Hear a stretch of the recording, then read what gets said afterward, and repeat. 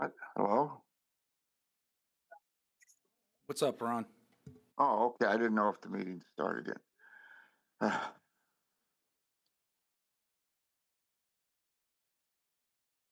Well, I better say it now in case the speaker conks out. Present.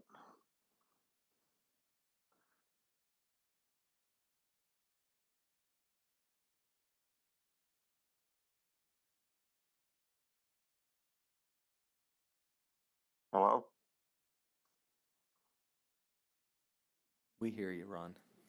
Oh, did you hear present? We did. Yes. That's just in case the speaker conks out again. Hey, who's the czar of IT now for the county now that Steve's left? You are. We elected you. Yeah, good luck with that.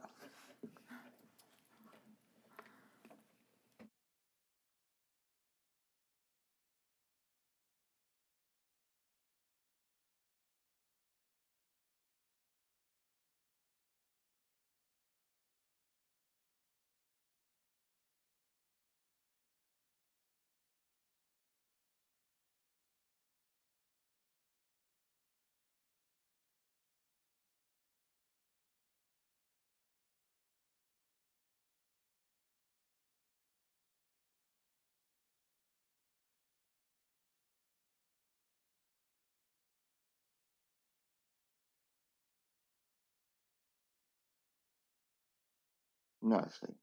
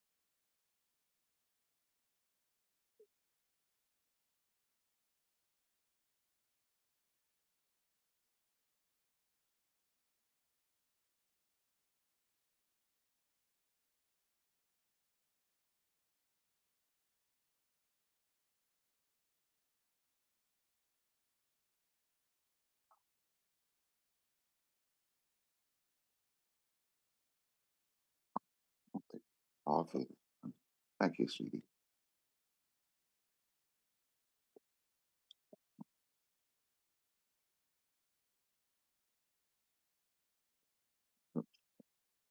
Hold on. I got an extra one.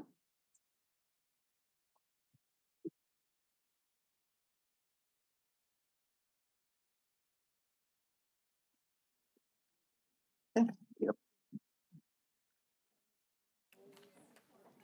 It's 6:29.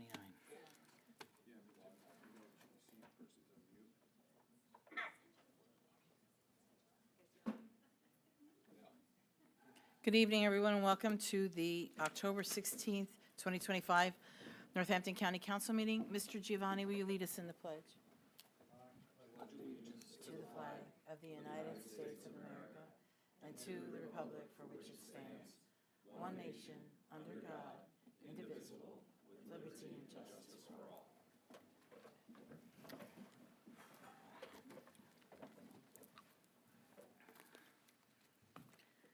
Could we please have a moment of silence?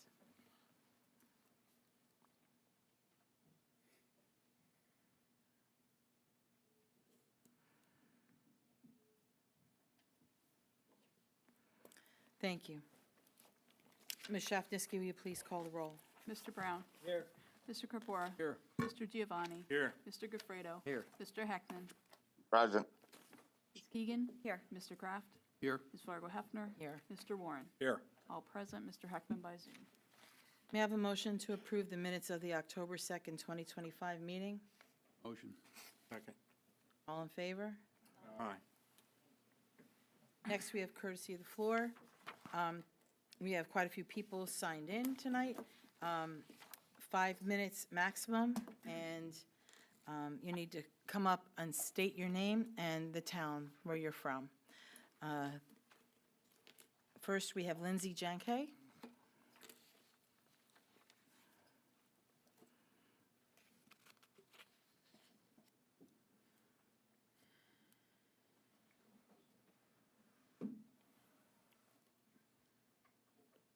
Good evening, council members. My name is Lindsay Jansay, and I am from Mertztown, but I'm here on behalf of Historic Bethlehem Museums and Sites in Bethlehem. I am the Vice President and Managing Director. This evening, I respectfully ask for your approval of the resolution to submit for funding through the Commonwealth Local Share Account Program in the amount of $391,000, or $391,333. Sorry, lots of threes there. These funds will support the next phase of restoration work at the 1761 Tannery, part of the Colonial Industrial Quarter in downtown Bethlehem, and the recently inscribed UNESCO World Heritage Site of Moravian Church Settlements, Bethlehem. Historic Bethlehem Museums and Sites has long enjoyed a strong and productive partnership with Northampton County. Together, we've worked to preserve and activate the Colonial Industrial Quarter through heritage tours such as the Birthplace of Industry, school tours like Handmade in the 18th Century, through exhibitions such as Working Hands Supplying a Revolution, and through historic demonstrations and workshops that keep our traditions of craft and trade alive, such as Blacksmithing 101. These offerings not only engage our local community, but also the many thousands of visitors who come to Bethlehem each year. With Northampton County's support, we will be able to ensure that this historic district remains a cultural and economic driver for our community.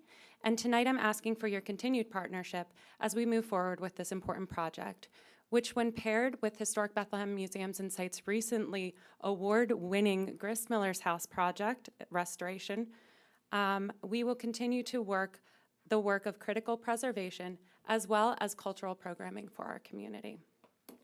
The 1761 Tannery is one of the most significant structures in the Colonial Industrial Quarter.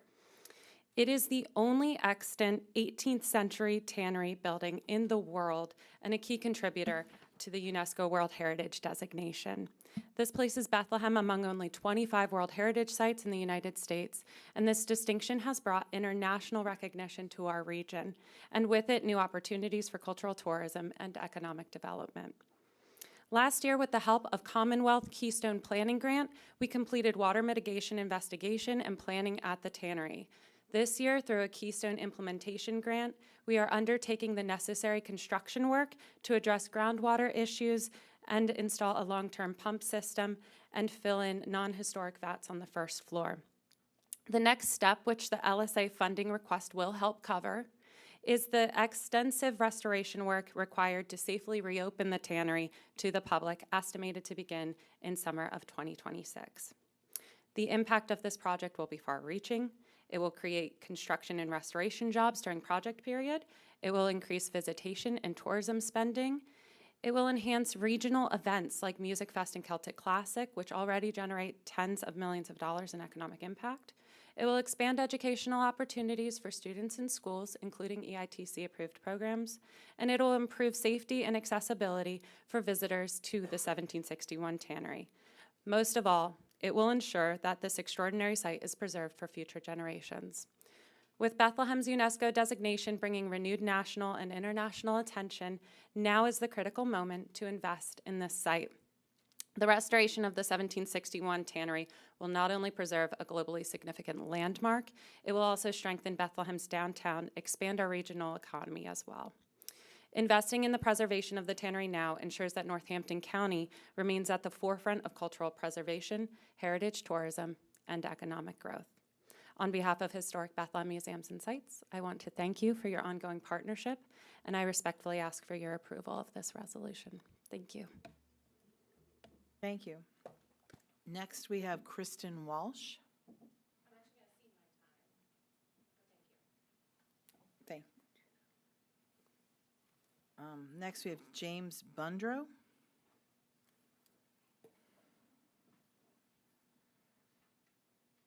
Thank you for your time. And I'm from Wilsonboro, and I've been there for going on 35 years now.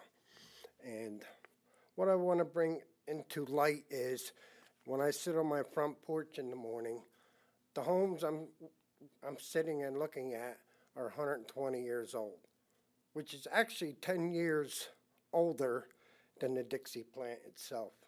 I'm all for redevelopment, and it'd be great to have it down there by the school and have it all, but we didn't get no tax breaks. And we actually, the difference between our homes and the Dixie plant is that it's well maintained, taken care of over the years, and somebody dropped the ball in the Dixie plant a long time ago.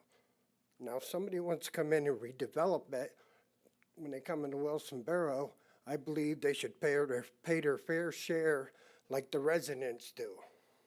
I'm only saying that because if there's something happens with this project and there's some kind of failure in this project, the only people that are going to suffer are the tax base Wilsonboro. I'm just looking for a fair shot. If they're going to get a tax break, I believe some of the residents with 120 years of homes should be looking at some kind of tax break too. And that's all I have to say. Thank you, sir. Next is Grace Hurd.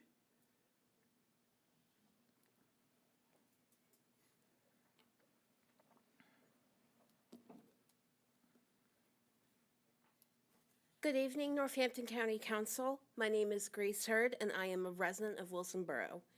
I'm here tonight because I grew up in Wilson, went to the Wilson Area School District, and I still live just 8 blocks away from the Dixie. For decades, people in our community have talked about wanting to see that building come back to life. Now, we finally have a chance. This TIF for the Dixie will help make that possible. It supports over 100 housing units, new bike paths, and real investment near the high school on Butler Street. This isn't just about a building. It's about growth. It's about housing. It's about giving Wilson the progress it has waited far too long for. The project has already faced months of delay, and our community deserves to see it move forward.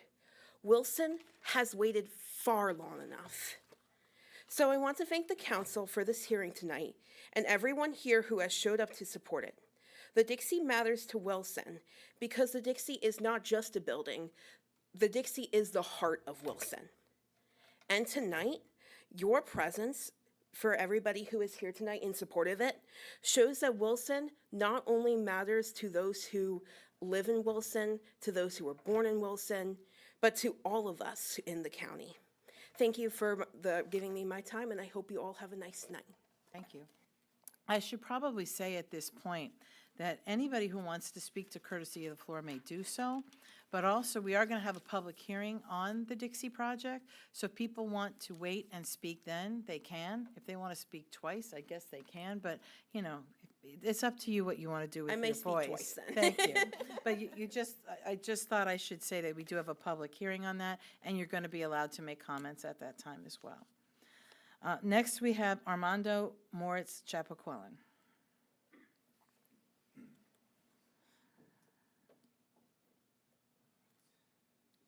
Folks, I think I've only come here for 2 different issues, and I'm not here to talk about the one that you think that you think I'm going to talk about.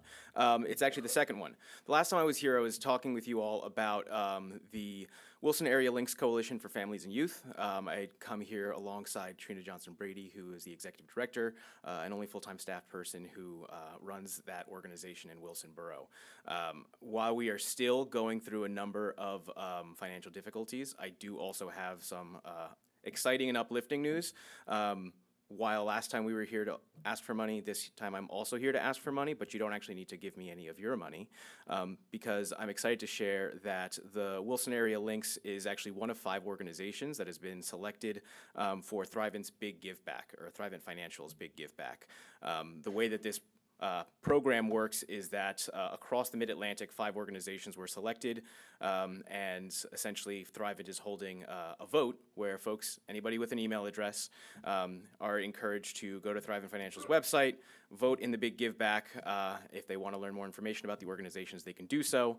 But Wilson Area Links is one of 5 organizations that is in the running for this distinction. The organization that gets the most votes gets $10,000. That is not chump change. That is pretty significant. That would make a huge difference for the work that we continue to do to serve area families. Since the last time I was here, I've since taken on the responsibility of serving as vice president of the board for that organization. So when I say that I'm committed to the work of Wilson Area Links, I mean it, and I put my volunteer time into that as well. The one other thing I do want to mention is that this is one of 5 organizations in the Mid-Atlantic. We are the only organization in the Lehigh Valley that is being considered for this recognition and for this funding. And so what that means is this $10,000 wouldn't just be benefiting Wilson Borough, it would be benefiting the Northampton County, it would be benefiting the entire Lehigh Valley. And so I'd strongly encourage you all, if you have the time, voting is happening from Sunday until this Saturday. I would strongly encourage you to take a look at Thrivent Financial. You can just look up the big give back and you can vote on there. Thank you very much. Thank you.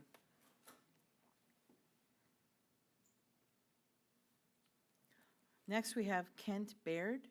Did I say that right? I'm from Palmer Township, and I'll wait for the Dixie Cup conversation. Thank you. John Cox. Same. Oscar, I can't read your last name. Colazo, thank you.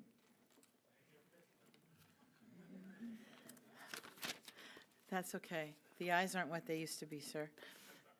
Oh,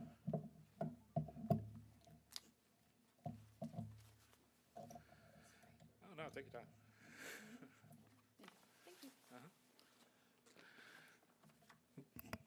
Hello, Council. My name is Oscar Colazo. I'm an employee with Northampton County. Specifically, I work for Human Services as a Child Protective Services caseworker. I have served the residents of this county for 2 years now. And like many of my coworkers, I'm very proud of the work we do every day to protect children, support families, and keep the community strong. However, right now, that work is at risk because of political gridlock in Harrisburg and Washington. The Pennsylvania Senate has refused to pass a budget for more than 2 months, and Congress has failed to pass a budget that protects health care and public services. And now that gridlock has created a funding freeze. And the county is talking about furloughing the people who make these programs run. Which makes this even harder is the uncertainty. The uncertainty that no one knows exactly when the furloughs will start or how long they will last. That uncertainty is wreaking havoc on our personal and professional lives. People are scared to spend money, scared to plan childcare, and scared about how they will pay bills if paychecks suddenly stop. But at the same time, we still come to work every day and we do our jobs because the people we serve can't wait for politics to sort themselves out. The positions being targeted are not luxuries. They are social workers, case managers, clerical staff, and supervisors who keep child welfare, mental health, and aging services operating. These jobs are mostly paid for with state and federal funds that the county should already be receiving. This crisis is not a local problem. It is a direct result of higher level inaction that has put counties, workers, and most importantly, residents in an impossible position. We are asking this council to stand with us, to use your voice, to urge state and federal lawmakers to pass budgets and release the reimbursements that this county is owed. Explore every option to keep employees on the job until that funding resumes. Communicate clearly and regularly about what the timeline looks like and what the county can do and how you plan to protect the services that these residents depend on. We are proud to serve this community, and we should not have to choose between doing our jobs and keeping our homes. I hope that this council will stand with us to keep Northampton County working. Thank you.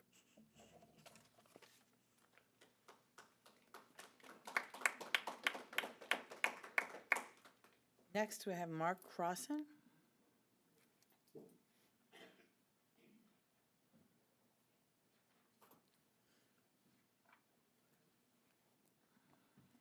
Good evening, Council. My name is Mark Crossan. I'm from Wing Gap. I'm here to speak about the furlough. I have a rudimentary understanding of how a borough council or a council meeting works.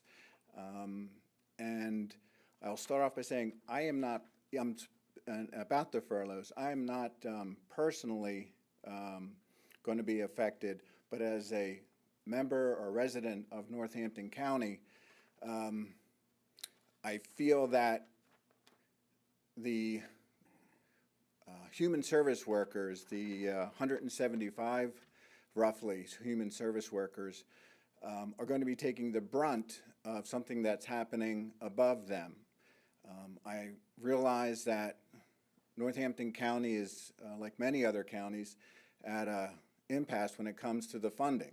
What can you do?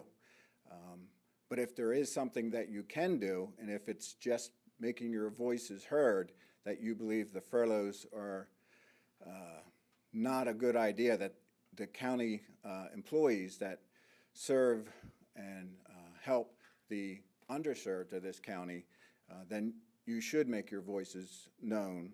And if there's even something collectively that can be said that you don't want the furloughs. I mean, other counties are able to find a way around it.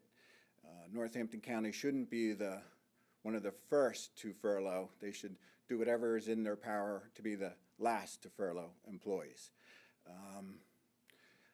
Basically, I think the onus being put on those human service workers, and I know many of them, and their hearts, all their hearts are in the right place, and they're mostly worried about the consumers and their clients that they take care of. When I look at the seal behind you all, Mercy, I looked it up just before I came up here. Mercy is the compassionate treatment of those in distress, and that is what those human service workers think and feel and do. And I think it would be an injustice for them to forfeit their jobs, even if it's for a week, because something above them, the lack of funding, can't happen. So whatever you can do to make your voices heard, if you believe that they need to be working and helping the residents of this county, please do that. I thank you for your time and have a good evening. Thank you, sir. Next, we have Kezzy Johnson.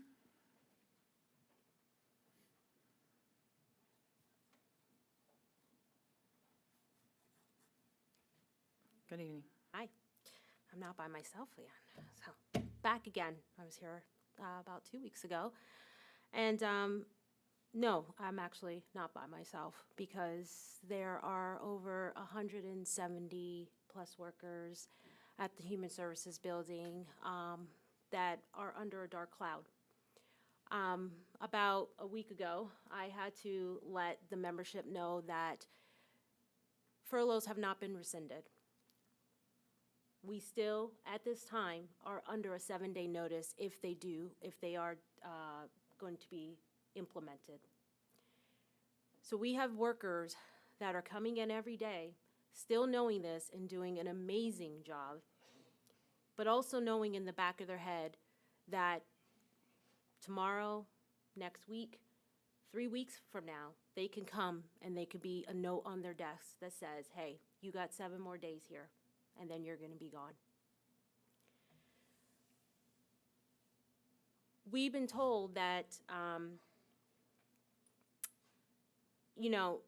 we are there to protect lives and we are there to protect the county. But then we are also asking, who's going to protect the services that we are providing? Who's going to protect this job? As you are going to hear and as you have heard, this is not a luxury. This is something that is required for our residents of Northampton County. And the fact that it's being dangled out there as if it's something that can be dismissed, something that can be, you know, finished, something that can be, not even a week, a day, or 2 days can survive, is wildly inaccurate. We are talking about children from infant to 18. We're talking about older adults. We are talking about people that have mental health disabilities, people that are suffering from drug addiction. We are talking about children that need early intervention. We are talking about crisis, where people are calling in every day, looking for somebody to talk to, looking for somebody to intervene, looking for help. These are not things that can be let go for a day, but yet that's what we're talking about right now. So I stand here asking the council to please do whatever you can to make this not happen. Speak up publicly. Tell the leaders in Washington and Harrisburg that this is not something that we could just say, you know what, it may not be needed. You know what, we could take a day or two off of this, because that is not possible. Please keep these employees on their job. They are struggling, they are working paycheck to paycheck, and even one day, even 1 week, will not only affect their ability to pay rent, their ability to pay for their cars, their ability to pay for their childcare. It's also affecting their ability to provide great services to the people of this county. So we are standing here asking for you to stand with us, to fight, to find a way to make this not possible, and to never make this possible, because this should not be happening. This should not even be a choice that we are about to make, where we are going to leave our residents without the help and the care and the services that they need. So we are asking for you to stand with us. Thank you.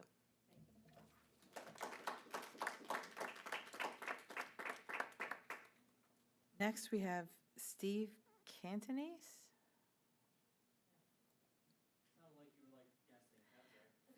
Well, I was really trying.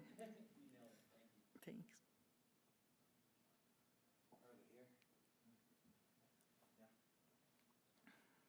Members of council, members of the public, my name is Steve Katniss. I'm the president of SEIU Local 668. We represent the human service workers in Northampton County, many of which are seated here and some of which you've heard from so far. We're clearly all coming tonight to speak out against the pending possible furloughs of all the human service workers in Northampton County right now.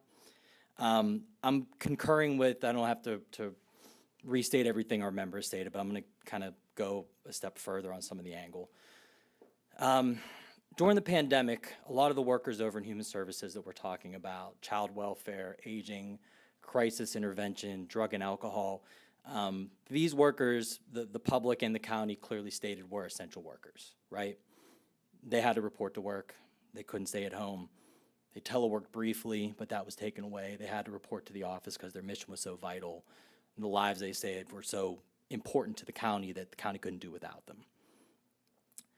So we've always understood that. We've bargained around that, and we've tried to make sure that their jobs were valued in that way and recognized in that way. About a month ago, almost a month ago, we got in for our furlough notice. It's contractually mandated that all of the workers in the Department of Human Services were under potential furlough due to the budget stalemate in Harrisburg. Now, where we agree with the county is that there is a funding crisis, and as you could hear from our members, they all agree with that as well. There's a crisis coming from Harrisburg. It is impacting Northampton County. There is no dispute there. A budget needs to be done. You can see us on the record, myself included, where blame needs to be placed in our opinion. But part of the reason we're here to speak is that Northampton County is an outlier. There is nowhere else in the state right now that is choosing to furlough all of its human service workers, or at least put out a notice making those workers believe that any day now their jobs could be gone and they could be furloughed. Now again, just to make it clear what the operational decision of the county is at this moment. there aren't furloughs spread around the county right now.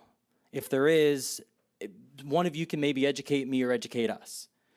We've had members actually furloughed in other counties, in small numbers and spread out. But the operational decision being made by the county is that every human service worker who was essential and relied on through the pandemic was going to be furloughed on October 20th until a budget passed with no end date in sight. As Keezy, who's our amazing shop steward, just mentioned, sorry to the news who I just hit your microphone. The way the structure works for notification is the union gets 30 days notice of the potential of a furlough. The individual worker, if they're getting furloughed, gets a 7-day notice before that happens. So the furloughs are supposed to happen on the 20th. 7 days would have been the start of this week. Now, as of this moment, none of these workers have gotten a furlough notice. So on one hand, the union's current notification, legally and formally by the county, is effective on the 20th with no end date in sight.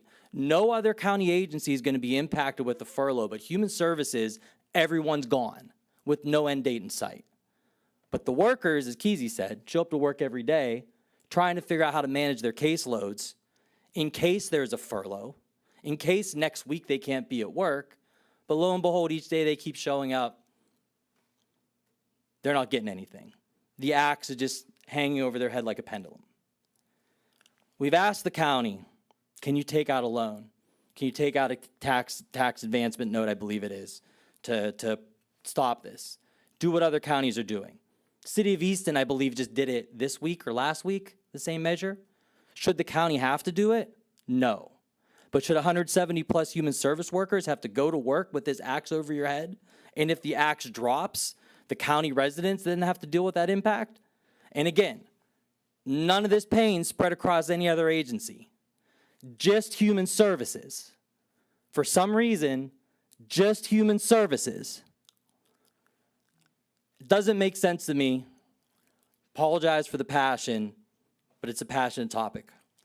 What we're asking county council to do, I echo the call of our members. Please reach out to state government. Please reach out to federal government.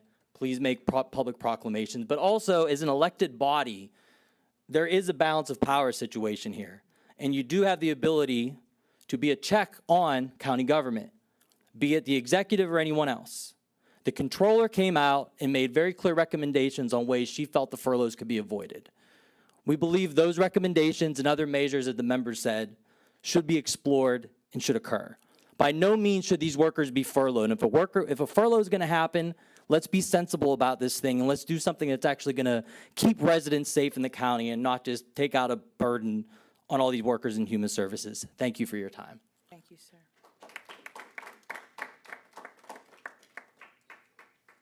Next, we have Richard Groff. I'm here for the hearing. Thank you. Next is Tina Smith.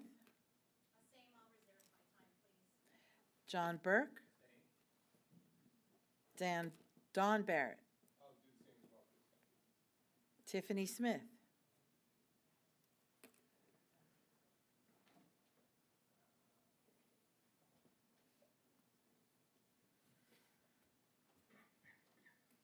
Council. My name is Tiffany Smith. I live in Penargil. I'm an employee for the county. The union had sent us an email last week asking how would a furlough affect me personally, and I wrote a list of numerous ways that they would. First, I have been blessed to work for the county for over 2 decades. And I can't just leave and get another job. This type of work is a calling, and I've been a loyal employee for those 2+ decades serving the citizens of Northampton County with a servant's heart. I never thought this could happen at the county. I live paycheck to paycheck. I'm a single parent with a son who is in college. He goes to Lehigh. He gets some help from both me and his father, but I'd like to help him more than I am able to do right now, but I can't do that if I have no income or severely limited income on unemployment. I live paycheck to paycheck because I've been trying to pay off some debts. So I've been doing the snowball method, if anybody watches Dave Ramsey. So I've been using all my money to pay that, not thinking that I should be saving for a furlough. I'm never late on payments. I have excellent credit. I have always given 110% in my 3 jobs at the county. I worked in domestic relations for almost 16 years, early intervention for 2, and I've been at the Agency of Aging for over 5 years now. I do several jobs there. I do the options program, the caregivers program, and they're helping. They have us helping out with protective service. Another reason this would affect me personally is a furlough would add to my stress, which I don't need right now. I have worries related to being economically insecure. I put myself through college to get myself out of poverty. It took me to age 30 to get my bachelor's degree. And later at age 49, I got my master's degree. The stress of this furlough is also harmful to my health, both because of the overwhelming feeling of dread at losing income and the possibility of losing health insurance for myself and my son. We both have medications that are required for our health and longevity. Most importantly, the Northampton County citizens need human services workers to remain safe. We respond to emergency calls in all of our departments: aging, children and youth, early intervention. There's children that have life-threatening illnesses that need their therapists that aren't being paid. All of our providers aren't being paid right now. And we know about the emergency cases that come flooding into each department daily.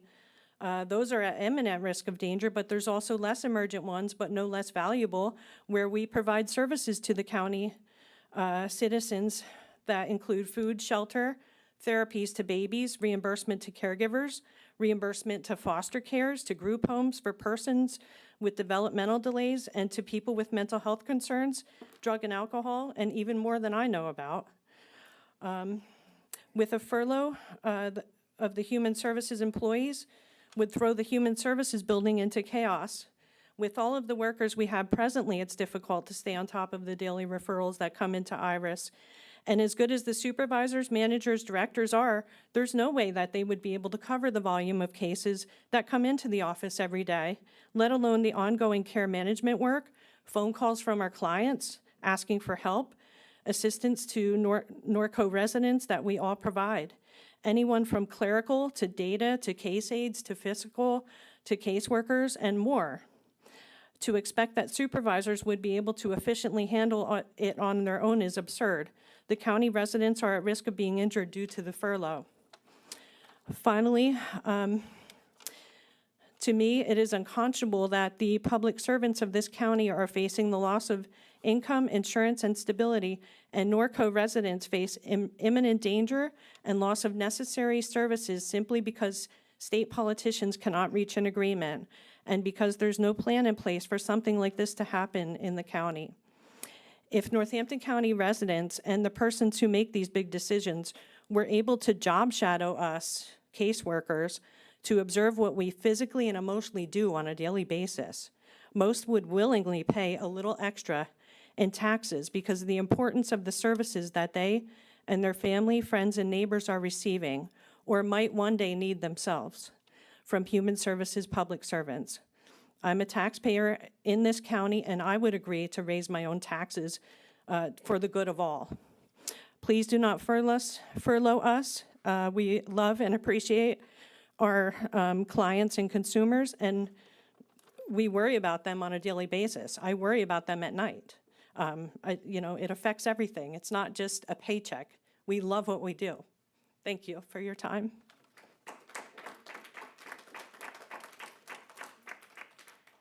Next, I have Kristen Bertucci.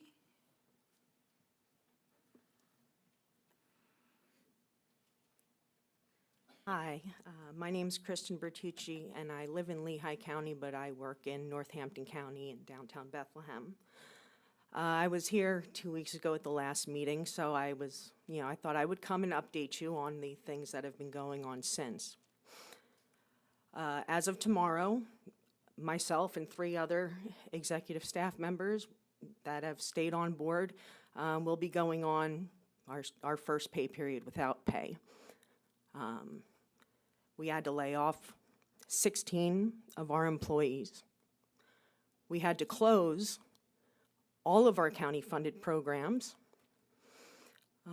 with the exception of one, because those individuals happen to reside in the same building that our main office is in. So in addition to doing my job as human resources, and that's a lot of unemployment paperwork, I single staff it down there. And I'm okay without pay. But I know that my employees are not. And I don't know how long it's going to take for, other people to do their jobs in state government. But I also don't think leaders are people who point fingers and just wait for others to do things that can be done here. If the state is not taking care of the individuals in this county, then I wholeheartedly believe the individual who is in charge of the money in the county should take the loan and do something for the most vulnerable people that are in your county. You have to use the mic, I'm sorry. I'm sorry. I understand what you're trying to do. For those 170 county workers, I would say that they probably average about 50 individuals that they serve each. And I'm no mathematician, but I believe that's about 8,500 individuals in Northampton County that will go unserved. The poster up there is of some of our drop-in center friends who have done everything to advocate on the state level, letters every day. They have petitions. They started their own GoFundMe to try and keep just the program doors open. No supplies, no staffing beyond, what we have already, which is hardly anything. But all of them are citizens of Northampton County, are taxpayers of Northampton County, and they're going to be at the greatest loss here. So it's not just 170 county workers. Our company didn't have the luxury of having till October 20th. We've had people that have worked there for 20 years. We've served Northampton County programs for 27 years.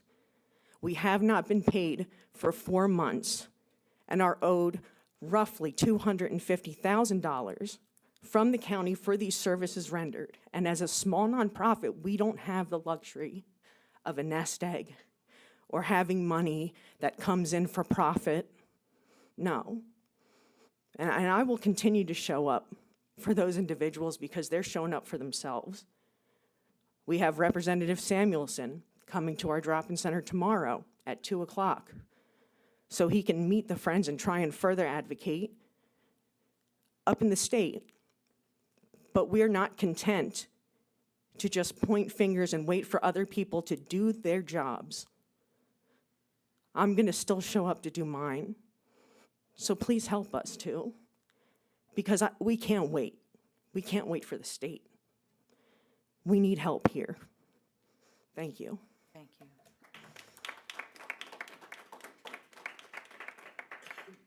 Is there anyone else who wishes to speak to courtesy of the floor this evening?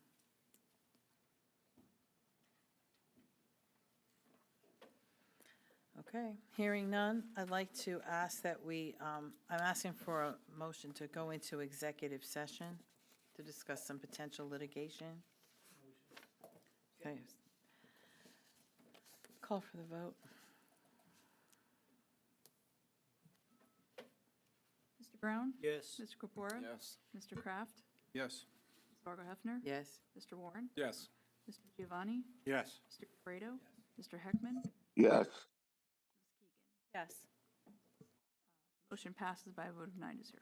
Thank you. No notes. Are you going to call Ron? Yes. Okay. He's aware of that, right? What? Ron, they're going to call you.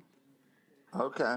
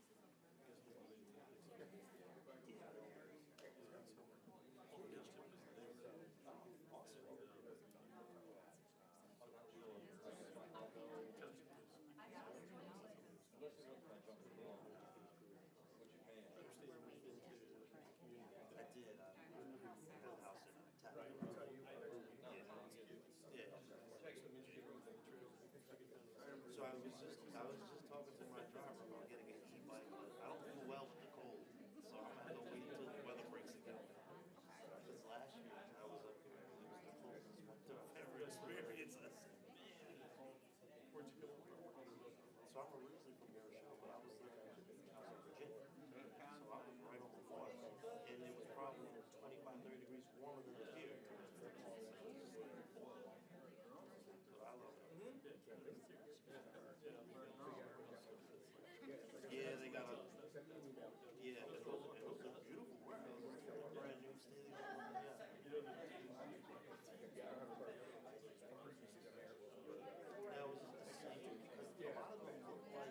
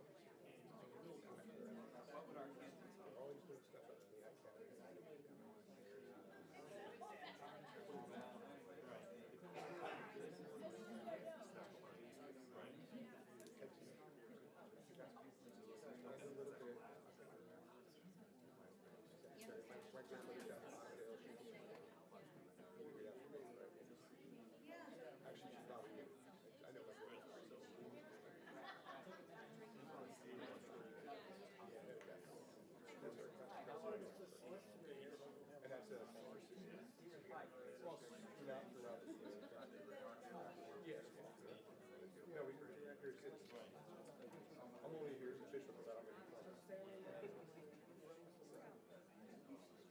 Good to meet you. Perfect, thank you. that's great.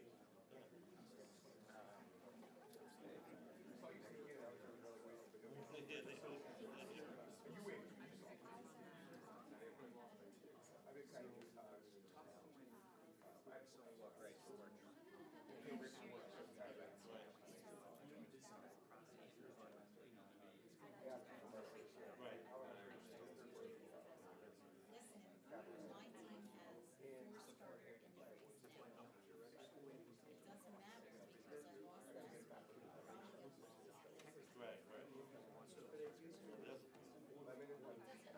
I've been kind of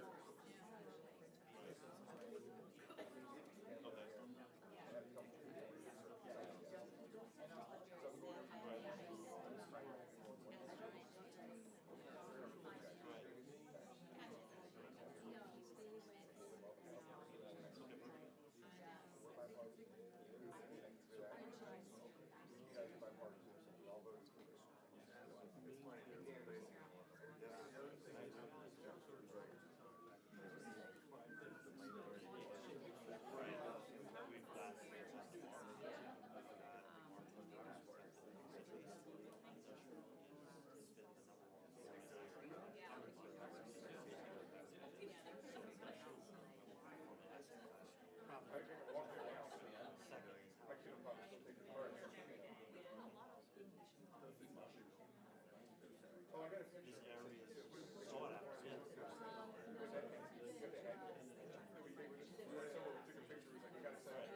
I think my wife said you would know.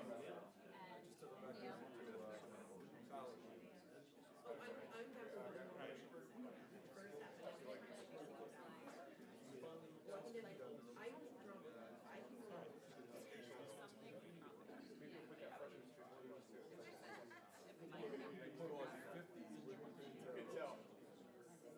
You don't know the hair. I'm just jealous.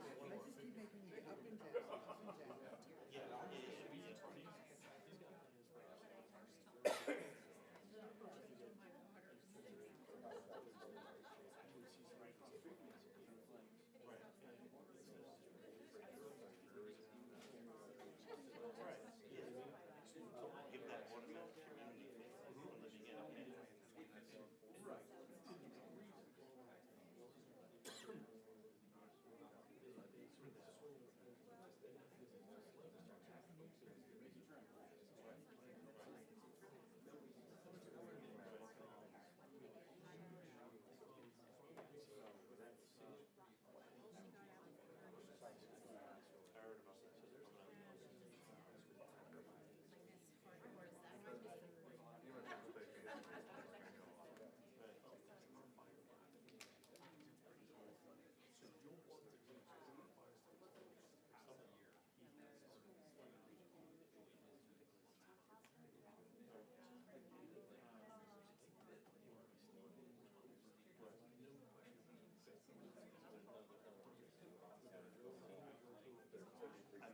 I met some of those guys who were they brought me behind the and they were showing the hot spot.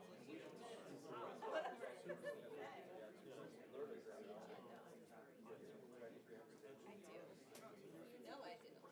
Right. It's the only thing I can do. And cinnamon.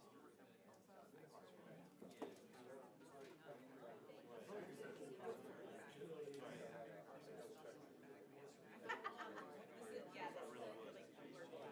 I'd like to. Oh my God. Yeah, mine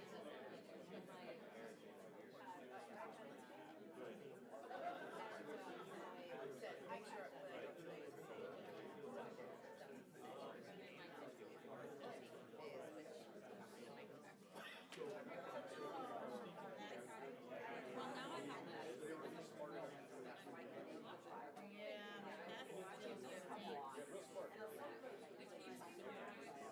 But I went back and watched the whole thing.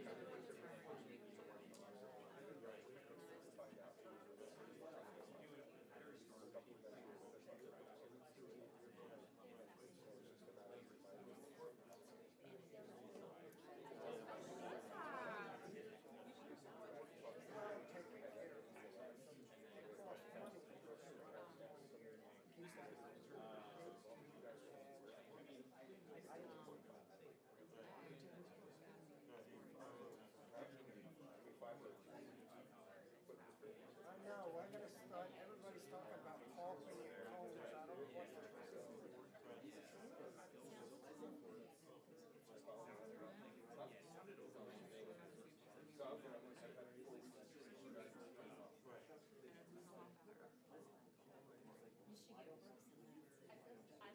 You got extra space or no?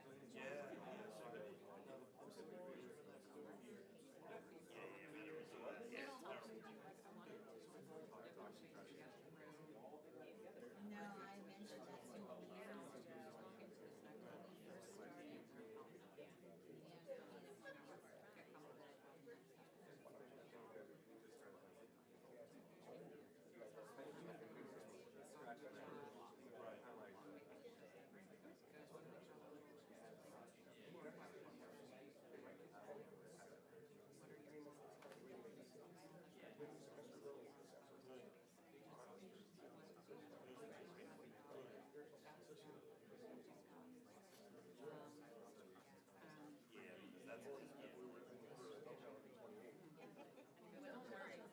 Don't worry, we don't. I know.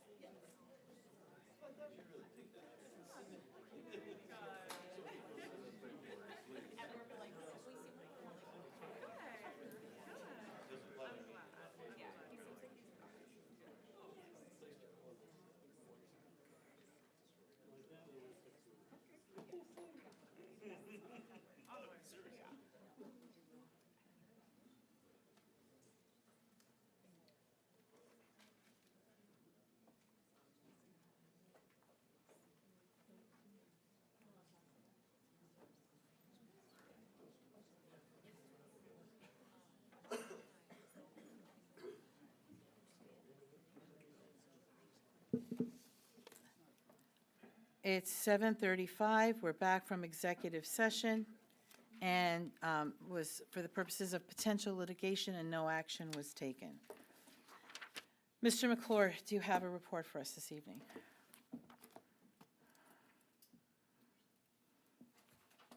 Good evening, Council. The big news for tonight is tomorrow we open the daycare at Graysdale. You've all been given an invitation to the ribbon cutting, which takes place at 1 p.m. I hope to see you all there. We will start taking children, I believe, on November 3rd. So the day has come, it is here, and there will be a Graysdale daycare. We couldn't be more thrilled about that. Last night at the Finance Committee meeting, Ms. Vargo Hefner asked some questions about the implementation of the tax break for volunteer firefighters in Northampton County, and she asked who made the decision to craft the implementation of the tax break. And I got this text message from our former Director of Fiscal Affairs. I listened to the finance meeting. I wanted to let you know that for the firefighters, the only thing that is checked is whether or not there is a homestead that is getting the tax break. Well, we gave guidance to the chiefs because there wasn't a set amount in the ordinance, so that was what Mr. Barron had to say. And I thought that it was important to let you know that it was Mr. Barron who made the decision, Mr. Barron who drafted the documents for implementation, and our acting Director of Administration, Mr. Cologne, has analyzed the ordinance and the documents implementing the tax break and can give you a brief overview of how that's functioning right now. I think that you will be very pleased to know that there's very little discrepancy from the actual language of the ordinance to the implementation language. Mr. Cologne is the acting Director of Administration because Mrs. Peterzak had her baby today. Francesca Josephine was born today at Muhlenberg. She's good, 8.9 pounds and 21 inches, and Mom is good. So, Mr. Cologne, if you could. Actually, I did read the ordinance. I don't know if you want to give us data about how it's working, but I did read the ordinance also last night, and I did see that it did match up. Oh, so did you go on the website and checked out the? I did. Okay. Oh, I knew what they had presented, but I wanted to see the original ordinance. Are you satisfied then? I have to be. I'm not, because I don't know how that was put in the ordinance, but that's on my end and not on your end. So so what you're sending out is exactly matching what's in the ordinance. But if you have data that you want to present about how many people have gotten it or whatever, you could give us that report. I'm not going to stop you from that. So I do know those numbers. 129 people have applied for and been granted the rebate based on their service. My understanding That's is just this year, or is that in total? that's in 2024, right? We're still in the current tax year. In the current tax year. And I believe there have been 3 denials of the break due to the fact that the break was attempted to be on a home, not the homestead. And the ordinance requires it to be your homestead, the home you live in. So these were second homes or homes that weren't the homestead. Okay, thank That you. concludes my report for this evening. If anybody has any questions. I do. Go ahead. I do about this furlough Yes. situation. Because obviously we heard from folks, and I heard you last night. Yep. But I think there's still, you haven't rescinded the 30-day notice. No, and I will not. The reason we will not, so let's back up. It will be the absolute last thing we do. We will pull all the stops out before we actually implement the furlough. So what I can say is tonight, based on our cash position today, we should not need to implement furloughs through the end of this year. We should not need to, but I cannot rescind the notice because of basic governmental activities. Very often at the end of fiscal years and early into the next fiscal years, There are rogue bills that come in from out of nowhere that no one foresaw that could change our cash position overnight. So we cannot rescind the furlough notice, but I do believe that we will be able to get through the balance of the year without implementing furloughs. Mr. McClure, can I Yes, ask a sir. question, Madam Sure. President? Yes. Those rogue bills that you might get. Yeah, None of them are paid before 30 days, are they? I don't know. I don't think so. Can't imagine they would be. No, I So don't think- my question would be, if you don't have an intention to furlough anybody till the end of the year, and you know no bill is going to come in that has to get paid sooner than 30 days, which is pretty much standard practice, especially for anything that would be of a large amount. Right. Why would we go scaring 175 people with a furlough notice in October when we have no intention to lay them off until January? Well, so a couple things. I believe when we talked about this the very first time, the cash flow estimates were much more dire than the second time they were looked at. So the first time I got cash flow estimates from Mr. Barron, he said that we would go cash negative on November 4th. So if that were in fact the case, we would have needed to already have sent the 7-day notice for the furloughs. He was incorrect about that. Mr. Dunstane went back in and looked at cash flow models, and he got it out first to November 14th, did the model again, got it into December, and finally into late January. So that's where we are right now. We don't go red until January 17th. So it was a clerical error?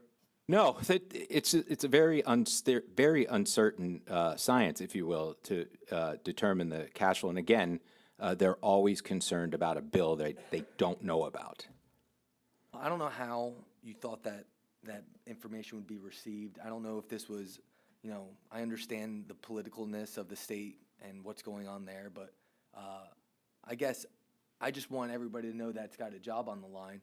There are options. We have options. There's not going to be a mass furlough. If you get that 7-day notice, come find us. We'll have an emergency meeting, and we will have money to pull from. We're not going to fire our employees. So I don't know why we created this mass hysteria. I think there were, we didn't need to panic yet.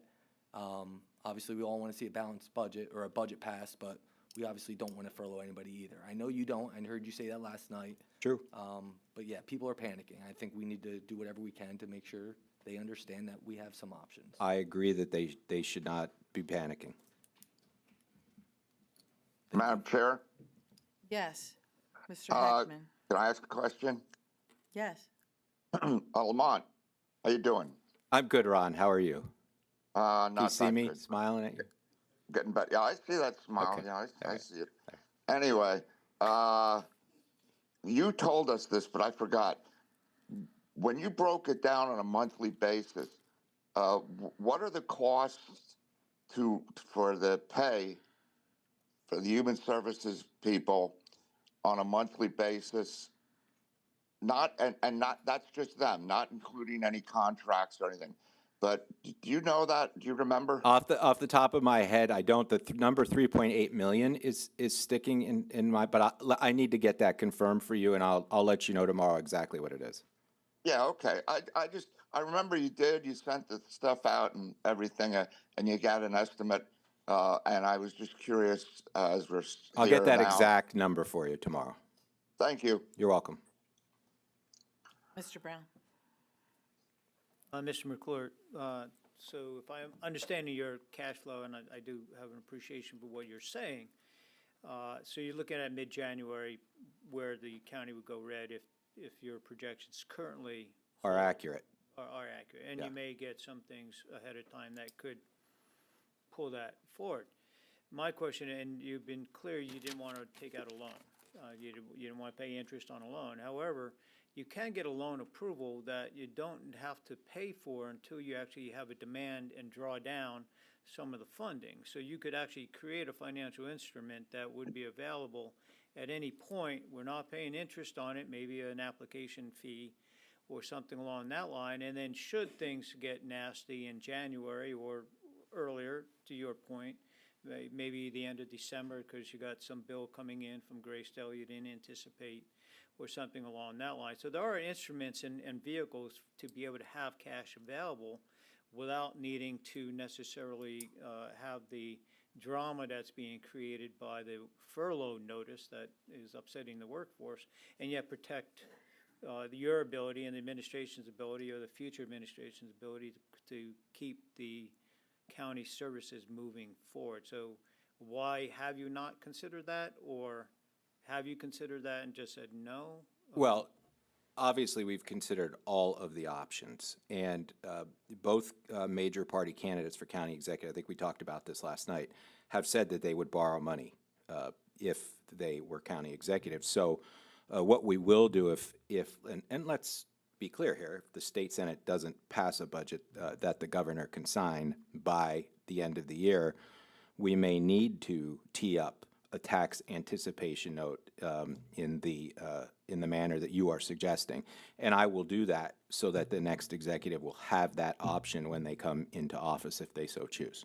But I think we can manage through this to the end of the year without furloughs and without putting any additional burden on our taxpayers. Remember, our taxpayers already paid their state taxes, and our taxpayers already paid their county taxes. And so I do not think we should place any additional burden on our taxpayers who have already paid their taxes for the state's failure to fund the programs that the state is required to fund. Well, and I appreciate that, and I don't see how the burden, how does the burden hit our taxpayer because they pay interest on a loan to keep our employees, if needed, moving, or keeping services moving? That's what you're implying? What's that? Well, your tax the interest rate on the monies you would borrow, right, is an extra burden on the taxpayer because it's coming out of the tax pool that they have already paid. So your tax anticipation note, if it's 10 million, be about 450 to 500,000 that we do not have or budgeted for, right? Or the 20 million, which will be in the hole very soon. So we're about 12 now. Soon it will be 20. By the end of the year, it will be 30. So if you borrow 30 million, for example, that'll be about $1.5 million extra on top of that. And then your first 10, 20, $30 million of tax receipts next March will go back to paying that tax anticipation note. So you're really hamstringing the next government. And I'm trying to get us through this year and not hamstring the next government. That's what I'm working on. But you're hamstringing the employees. Well, they're not. They're still working. taxpayers Yes, it's unfortunate, and I do understand and empathize with the situation that they are in through no fault of their own. But the fact of the matter is, I believe we can manage our way through this if we all do it together. Well, and I'm not going to let you off the hook completely either, because the emergency fund that was set up, which your administration drew down $11.8 million in order to balance the budget, that money was set aside for this exact type of situation, because we anticipated at some point something like this would happen. Your administration chose to draw that money down. So there's $12 million that could have been carrying over the next 3 months at your $3.8 million that would get them through the end of the year without any issues, if that money had not been used to balance a budget with your overspending. Well, no, so it's the financial mismanagement of your administration that has actually precipitated this into a problem that should never have been if the ordinance hadn't been changed that was originally put in place that set the money aside to help support this kind of situation. So it's not just the state, it's not the federal government, which I agree. Congress hadn't done their job, the state hasn't done their job, but neither have you as far as I'm concerned. Well, thank you. I appreciate the opportunity to respond. Sorry, I interrupted you there. I should have let you finish. The fact of the matter is, one of the reasons I think we can get through the end of the year without a furlough is because the county is so well financially and fiscally managed. That money that you're talking about went back into the taxpayers' pockets with our 2022 tax cut. I'm sure you like that. I think you voted for it. At the end of this year, it'll be about $25 million that we saved for our taxpayers. There still is almost $9 million in the stabilization fund if we need it, but we need that in reserve to manage our core functions, which is maintaining the court services. That's really our primary focus with our general fund money. If you want to, on an annual basis, create the moral hazard where you have to budget another $30 million a year so that the state can play a game with human services money on an annual basis, because I can foresee that that will happen. You can do that. If you want to have a situation where in the Commonwealth of Pennsylvania, these burdens are all put on the county, you know, that's a 300% real estate property tax increase. So I think we're fine, and I think we'll be able to manage our way through it. Sure. The lady that sat there said that she had 4 months of bills at her company. How many other companies, roughly? Is she one of 5? She one of 20? And then how many bills are we holding right now? How much money generally are we holding because we haven't been reimbursed from the state? You know, $250,000 to a company like hers to keep people working, or at least to pay half of that to keep them moving. Definitely something that this council would at least like to consider, but I would like to know how many other companies like hers are in that position. I will be able to give you all of that information. Right now, Ms. Wondolowski is working with Mr. Dunstein to determine what bills we can pay now in order to, if we can't make them whole, if we can't make the vendors whole, at least get something into the pipeline to help them survive until the state does its job. We're working on that right now. And I don't want to keep kicking a dead horse, but to back up what Mr. Brown was saying, we're getting into the budget for next year. And it's not lost on me that we see $10 million less at Graysdale, and there's about $12 million not funded in retirements. That's $22 million, and there's another $2 million in OCB. That's $25 million that you just bragged about cutting in taxes. Now the COVID money's gone, all the federal money's not coming in, and we have to rely on our tax base. And that tax cut is the $25 million I'm looking at, not in this budget. So you might say, you might brag about fiscal stewardness and taking care of the budget. I don't see it that way.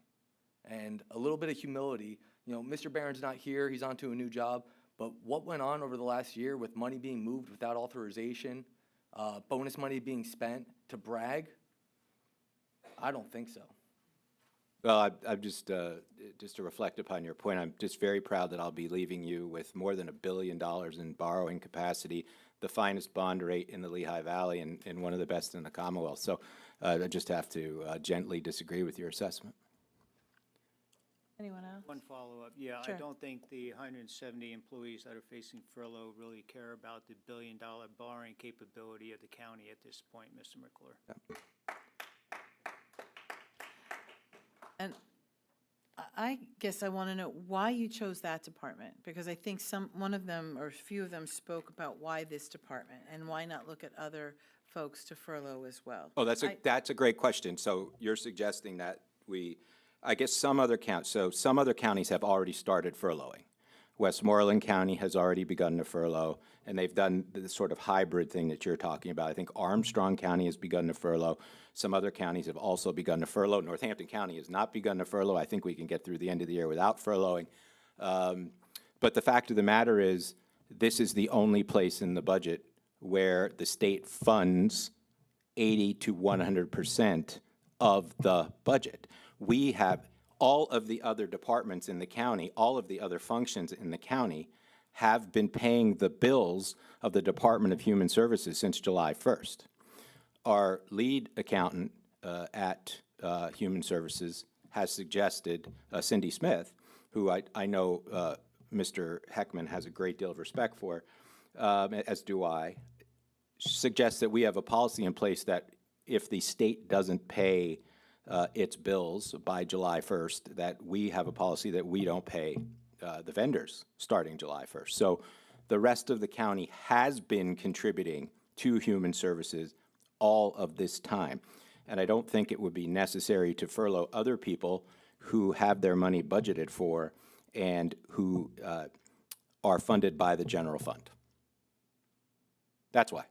But we're not punishing the state. We're punishing our constituents. Well, we're not punishing anybody yet. Yeah, we are, because if these people, I heard these people, and there's all these folks that deal with some of the most vulnerable of our population, Yep. as you often say. Mhm. And I heard trauma response in these people. I hear that they're so worried about their own livelihood, how they're going to service these people, how they're going to set them up for services, because they're going to have 7 days to put a plan in place. So it's not just money, it's also about the services to these constituents. So how much it's saved in tax dollars versus the cost to human lives. And we're not punishing the state because they're not moving because of our action. So I just wonder if there's another way that we could start looking at making some change here so that these folks can go to work and feel at peace. Like I hear you 2 nights in a row now saying, nothing's going to happen until December, but they don't believe that and they don't feel that. And it sounds like it's affecting their work. And then that's going to affect their clients. And I just don't think that's good government or good business. It's not what we're here to do. But it sounds like you don't have any other options or any other thoughts about how you could do this without furlough. I believe what I said last night very clearly, and you can go back and listen to it on YouTube, and what I've said here tonight in answer to these questions is that our cash flow should allow us not to have to furlough through the end of the year. Should. Yes. 100%. It should, yes. So are you But gonna, these are cash you flow, gonna, are these you cash gonna flow, rescind no, the furlough? we are not. It would be bad government. Would you like to be sitting here on January 17th being unable to not just pay human services workers, but not be able to pay any worker in this county, including court staff, including the jail staff? Is that what you'd want? I mean, I know what to have been speaking about this in July and August and September before a furlough was announced. And I believe I did talk to you, and you said, when I talked to you in August, you said, I'm not touching the employees. And then here we are now, and they're the ones that are in question. And I understand the direct link. I know it's 80 and 90% pass-through money. I get that. But they're the ones being punished. The folks that aren't coming to the table in Harrisburg are not. And so I just thought we could come up with some other solutions. Because no, I don't want to be in that position next year.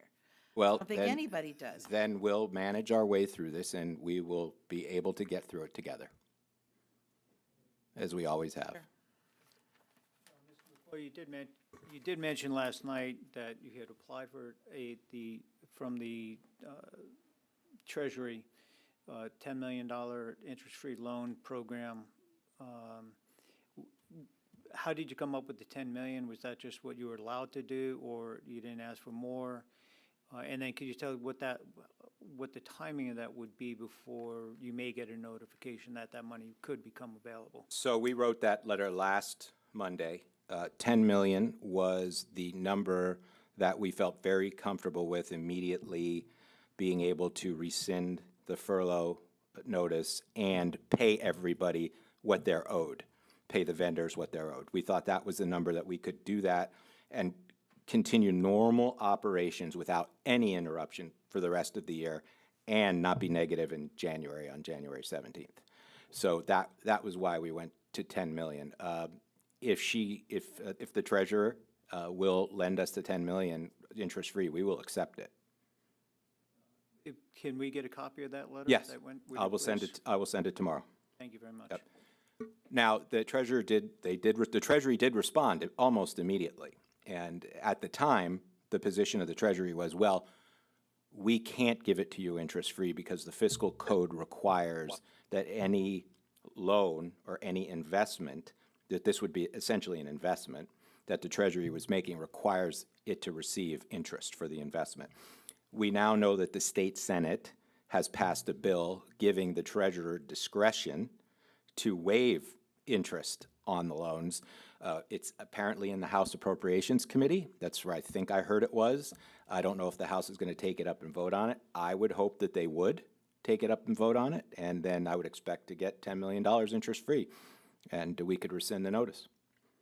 I'd like to, if you could, the letter and then the response that you got. The response was oral. It was the chief's, the treasurer's, I believe, chief of staff phone call to Deputy Director Berger explaining that they didn't have the authority to waive the interest. If you could give us a executive summary of that conversation along with the letter, that would be helpful. I would be happy to do that. Thank you very much.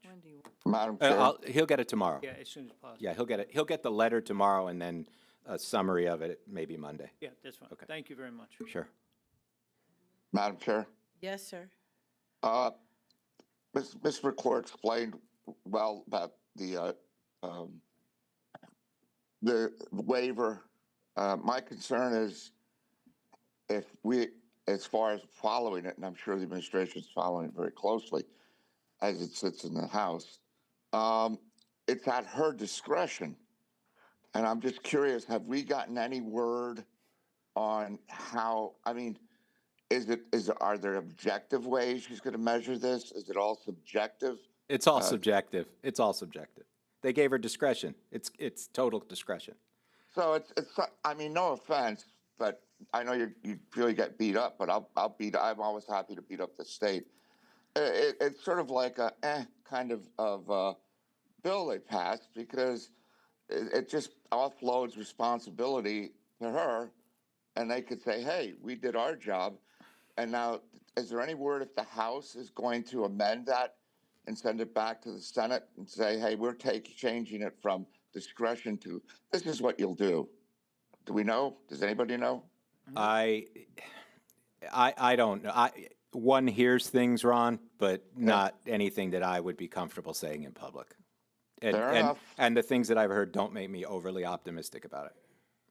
Well, I would say this. I think Mr. Warren has his contacts at the state level. Maybe he could find out for us. Put him to work. Yep, put me to work. Thank you, Ron. You're welcome. Mr. Kraft, did you want to speak? I have one question. Last time I asked you about the luncheon and the cost of the luncheon, you said you'd get back. And I'm sorry, I don't have that for you. I will get that. Well, we'd like to do it. Yeah, gotcha. So can we have that by tomorrow? I will do my best to get that to you by Thank tomorrow. you. Anything else? Thank you for your report, sir. You're welcome. Under old business, we have a public hearing of an ordinance entitled, "An Ordinance by the Northampton County Council Concurring and Agreeing with the Borough of Wilson and the Wilson Area School District to participate in and authorizing the creation of a proposed tax increment financing district to be known as the 1921 at Dixie Avenue Tax Increment Financing District in accordance with the powers conferred upon municipalities by Act 113 of the General Assembly of the Commonwealth of Pennsylvania as amended." Misters Warren and Corpora introduced this ordinance at the September 18, 2025 meeting. Are there any questions or comments from the public at this time? On the same timeline opposed, like, there's a limit on the time? Or no limit on time? Okay. If I could kick things off here. Sure. Jonathan Cox from Eckert Siemens. I'm a public finance attorney, municipal bond lawyer, representing the Skyline Investment Group, the developer for this project.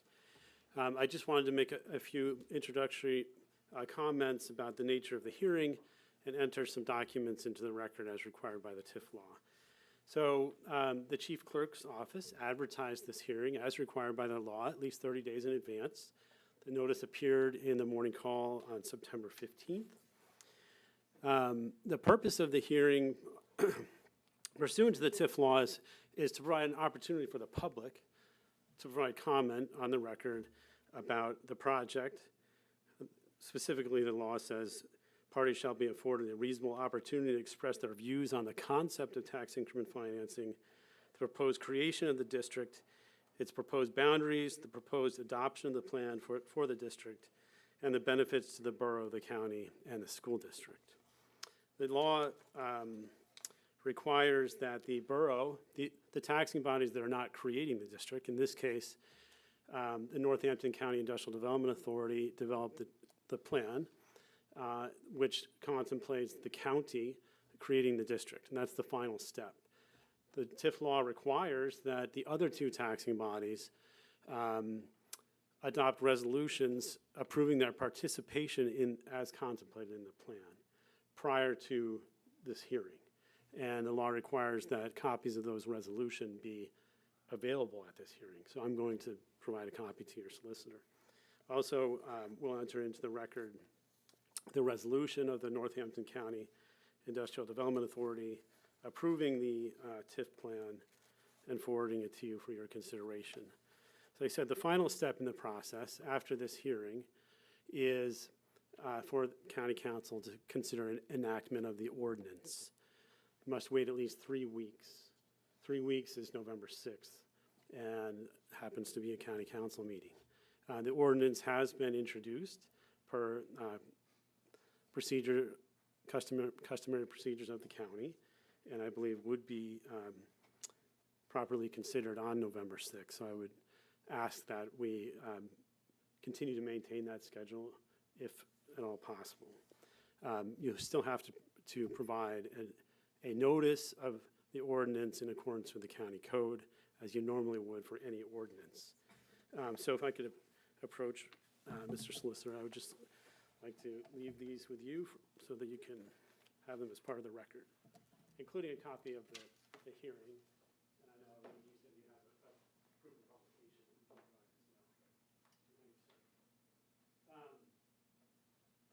Just a very quick summary of the project. As we all know, this has been, we've been working on this project for quite some time, working with the Industrial Development Authority on the TIF plan. My client, Brian Barty, who is the managing partner of Skyline Investment Group, is here this evening. We also have representatives, I know, from the school district and the borough, Palmer Township, and other residents and interested parties. The project is the redevelopment of the old Dixie manufacturing facility, which has been vacant. My understanding is it's basically been vacant for over 40 years. Skyline Investment intends to repurpose that building into a 405-unit residential apartment complex and has agreed, in accordance with the terms of the draft ordinance, and a letter that it has confirmed to the county that it is intending to exercise the option to buy out the affordable housing to make an upfront cash payment to the county that the county can use for affordable housing projects countywide. The ordinance, the draft ordinance, requires that payment be made, at least 10% of the apartment units be set aside for affordable housing, or to make a $27,000 payment in lieu thereof. So 41 units based on the current configuration. And over $1 million would be paid. So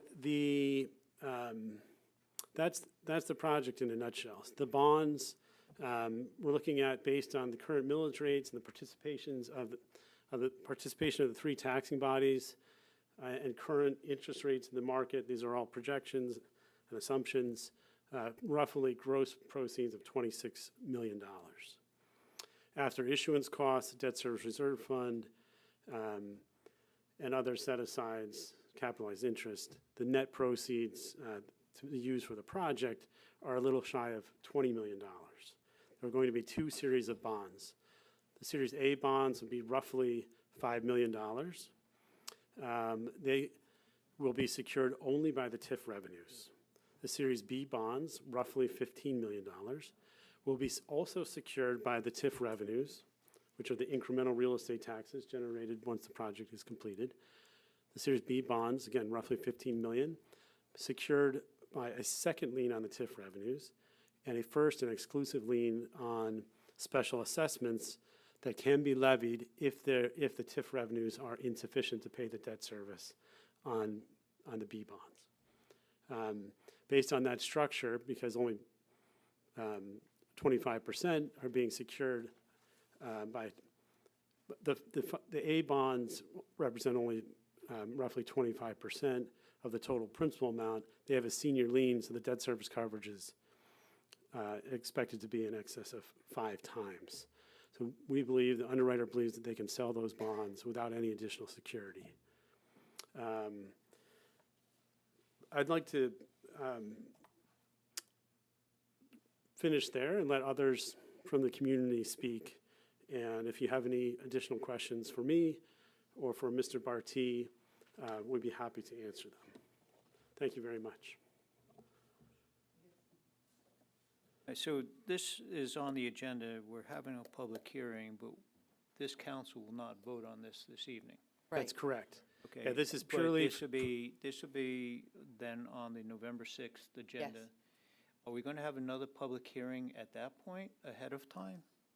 No, there's an opportunity the notice provides. But then why would we do it this way and not just have the public hearing and the vote on November 6th? I'm asking internally here what the process is. Is this scripted by the TIF law that we have to do it this way? Okay, so there'll be no public hearing November 6th, and it'll be council's discussion at that point. I just want the clarity as to what the process is. It should be noted that this schedule was agreed to, and we should thank Director Smith for putting that for us with the timeline and the advertising, and we are following that schedule to a T. There will be a vote on November 6th. But he's asking, is there another public hearing No. on the 6th? No. Yes. Yes. Thank you for the clarification, sorry. Thank you, sir. Appreciate your time. Okay, is there anyone else who wants to speak?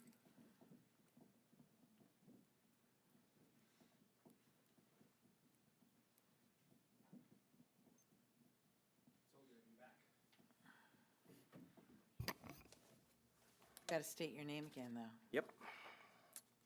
I have handouts too, so I'll do that first.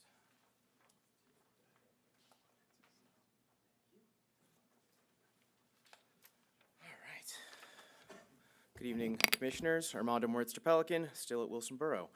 Happy to join you again about the perennial project in my neighborhood, the Dixie Cup site. Over the past year, we've heard from folks at a local level and on up to the county executive expressing support for the redevelopment of this site. And I think we're actually all on the same page about the redevelopment of the Dixie Cup. The borough and the district were both unanimous in their support, as was mentioned before. A number of them are here tonight. But that said, neither the borough or the district really have a stake in what seems to be the most contentious component of the TIF, as was just mentioned earlier, the opt-out language for the affordable housing component of the ordinance, most recently referred to as the fee in lieu. And I believe that directly tackling this issue is central to the passage of this TIF, which is a goal that I personally see as within reach, if there is sufficient political courage. So please allow me to explain. A year ago, when this was first brought up to County Council, I highlighted Article 13 of the TIF ordinance. That section states that the developer shall, quote, set aside and reserve not less than 10% of such dwelling units exclusively for affordable housing by qualified persons. While the article goes on to define these affordable units by the poverty guidelines set by the United States Department of Housing and Urban Development, or HUD, the final section of Article 13 allows, quote, any property owner of a dwelling unit within the TIF district may opt out of the requirements of this article by payment to the County of Northampton in the amount of $27,000 per unit for 10% of the total number of units developed to be used as part of the Northampton County Affordable Housing Initiative Program, end quote. This figure, multiplied by 40 units, I figured I'd round down, multiplied by 40 units results in the $1.1 million that has been the focus of the council since last year and much of the public discussion around it. But going back and according to the U.S. Department of Housing and Urban Development, fair market rent, or FMR, for a one-bedroom apartment in fiscal year 2026 is $1,341, while the two-bedroom fair market rent is $1,634. As Mr. Barty indicated at the September 17th Personnel and Finance Committee meeting, the average rent for a unit in the Dixie Cup building is expected to be $2,452. If considering the higher two-bedroom fair market rent, the gap between the FMR and the average rent is about $818 per month. Applied over the course of a 20-year TIF, that comes out to about $196,320 in lost revenue for a single unit. When multiplied by 40 units, 10% of the 405 again, if you're rounding down, that total comes out to $7,852,800. But this $7.9 million figure is based on fair market rent, a rent that is higher than the rent for, quote, a person of low, very low, or extremely low incomes, end quote, as written in the TIF ordinance. And each of these categories come with their own allowable rent thresholds, many of which would fall below the previously stated fair market rent of $1,634. In other words, the gap between a truly affordable rent, the kind of rent that many county residents need right now, And the average market rent that Mr. Barti has stated is likely even bigger than I've suggested, meaning that the $7.9 million figure could go higher. Of course, all of this is based off of a $27,000 per unit fee in lieu. To date, I've yet to hear the logic behind this figure or who determined it. As such, I have a humble request. In the absence of any logic behind the $27,000 figure, change it. Amend Article 13, Section B4, and change the $27,000 figure to a number that is more appropriate. If you wanted to use my conservative estimate, change it to $196,000 per unit, resulting in a total contribution to the county's affordable housing fund of $7.8 million.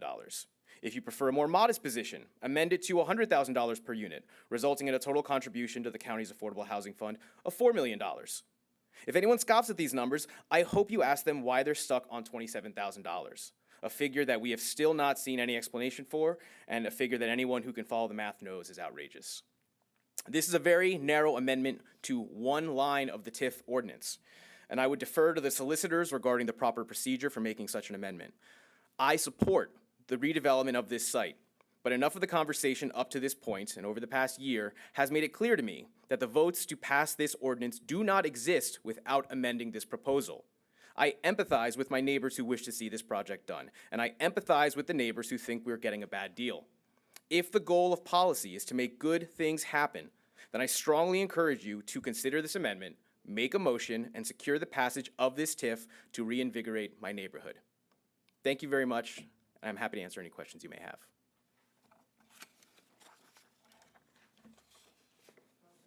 Thank you. And just a quick note, because I know last year this came up also. Mr. Goffredo, you had asked me about my numbers and figures. They're all in the footnotes there. So if you want to check my math, it's all there, but happy to have further discussion on it. I'd say very well presented. Thank you.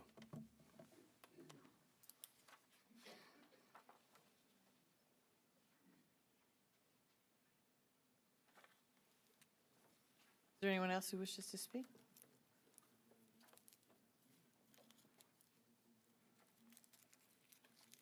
Good evening. My name is Kent Baird, and I am the Director of Community and Economic Development for Palmer Township. And just to share with you that Palmer Township is curious as ever to see the redevelopment of this site and the economic development benefits that it might bring to our community. We share in the joy of that Palmer Trail, that Tatamy Trail, that 9/11 Trail connection. We have 12 miles of trail that come through our community and go through our region. We're one of the top locations for logistics and warehouses. We've got a growing residential community. We have 22,000 people who live in Palmer Township. We've got a brand new high school coming, $200 or $300 million investment in our kids. We've got restaurants and banks relocating to Palmer Township. And we'd like to see this site get redeveloped. The nuances of the redevelopment we're not much involved with, but for 40 years people have called for that redevelopment of that site.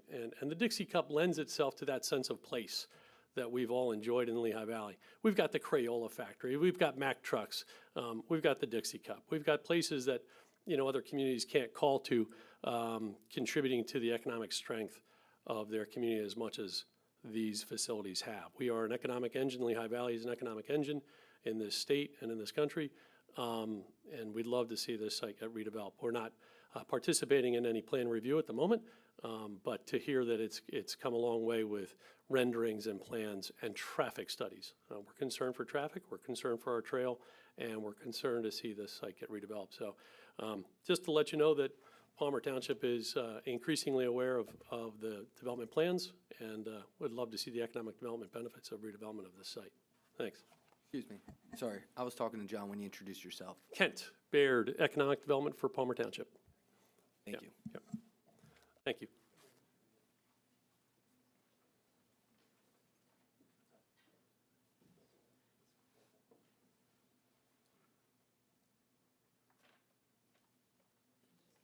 We're in the order. No, it's all right. They all know what they're doing now. No. I said, I was telling her I should have kept the paper, but I- everybody yeah. seems to have their order in place, yeah. so I'm good. I'm Tina Smith, DCD Director here for Northampton County. My purpose here tonight is to read into record a letter from Mayor Salvatore J. Panto, City of Easton. Dear County Executive McClure, please allow me to extend my support for the proposed Dixie Factory redevelopment and the associated tax increment financing that is contemplated in support. I have lived in Easton my entire life. I recognize the iconic status of this property has for the Lehigh Valley. Any longtime resident of our region is familiar with the former home of Dixie Cup Manufacturing, and many of us have family or friends that were once employed there. Unfortunately, this site is now better known as being a dilapidated eyesore, blighting influence that stands at the gateway, eastern Northampton County and the city of Easton. It is critical to note that this property has been a priority redevelopment site for more than 40 years. During this time, countless developers have tried to move project plans forward on this site to no avail. Thankfully, it now appears we have a developer and a plan that will invest $185 million into the site and completely revitalize this once thriving complex.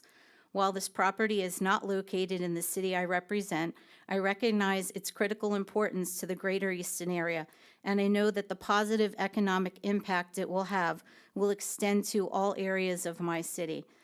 The fact is, the renaissance of our region is in full swing, and we know that the residents and visitors to this new development will be visitors to our downtown, consumers of Easton goods and services, patrons of our restaurants, and participants in our events and festivals. It is for these reasons that I am supportive of this new development and wish the developer in Wilson Borough Godspeed in moving this along overdue redevelopment to fruition. Thank you. I gave copies of Sal's letter to clerk. Anyone else?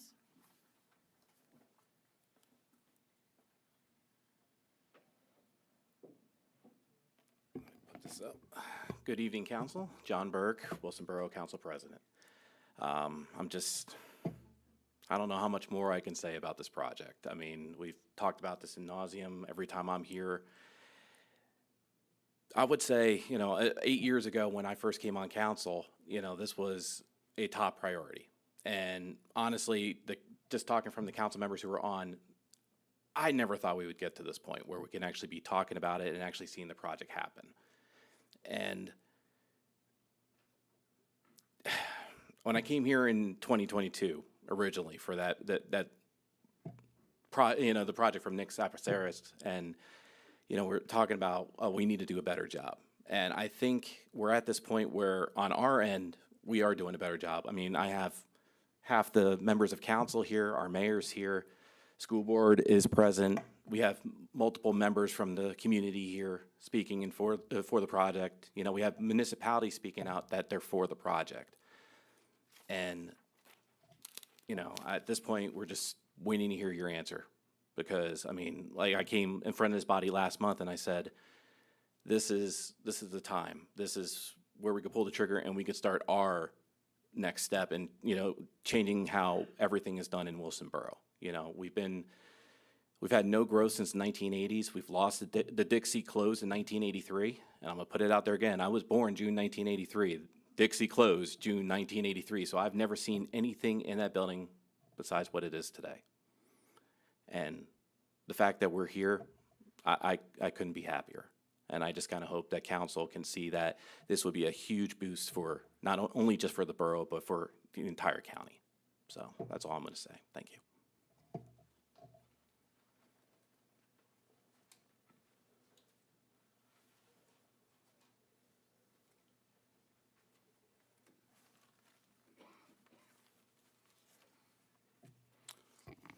Good evening, council members. My name is Richard Groff.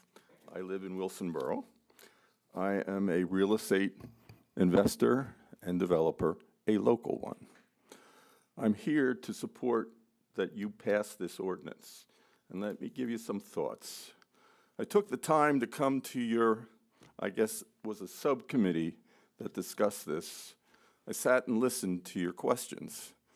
and I want to come and respond to some of them. One of you asked, what do I say to the other taxpayers in Northampton County? And that's an excellent question.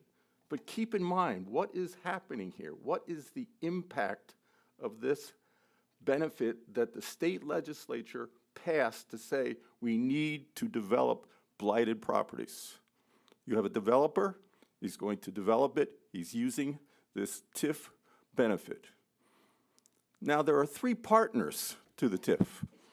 The first partner, and the biggest one, is the school district. They walked up here and said, you need to do this, you need to pass this. The second partner is the borough. Same thing, you need to pass this. The third partner is the county. It's a minority 11% partner related to these tax benefits. So the impact is greater to the 2 people who really want you to improve it. Remember that. And those 2 people, those 2 majorities, are both Republican and Democratic groups. They are working together. They are unanimously agreeing that you should approve this. The second question was, someone mentioned they had talked to one of my competitor developers and said, oh, we'll do this job. But that wasn't the real question. That property sat here for years. Developers looked at it. I looked at it when there was a tax sale. Made the decision to pass. A developer comes in and says, I want to do this. I'm going to risk $50 million of my own money.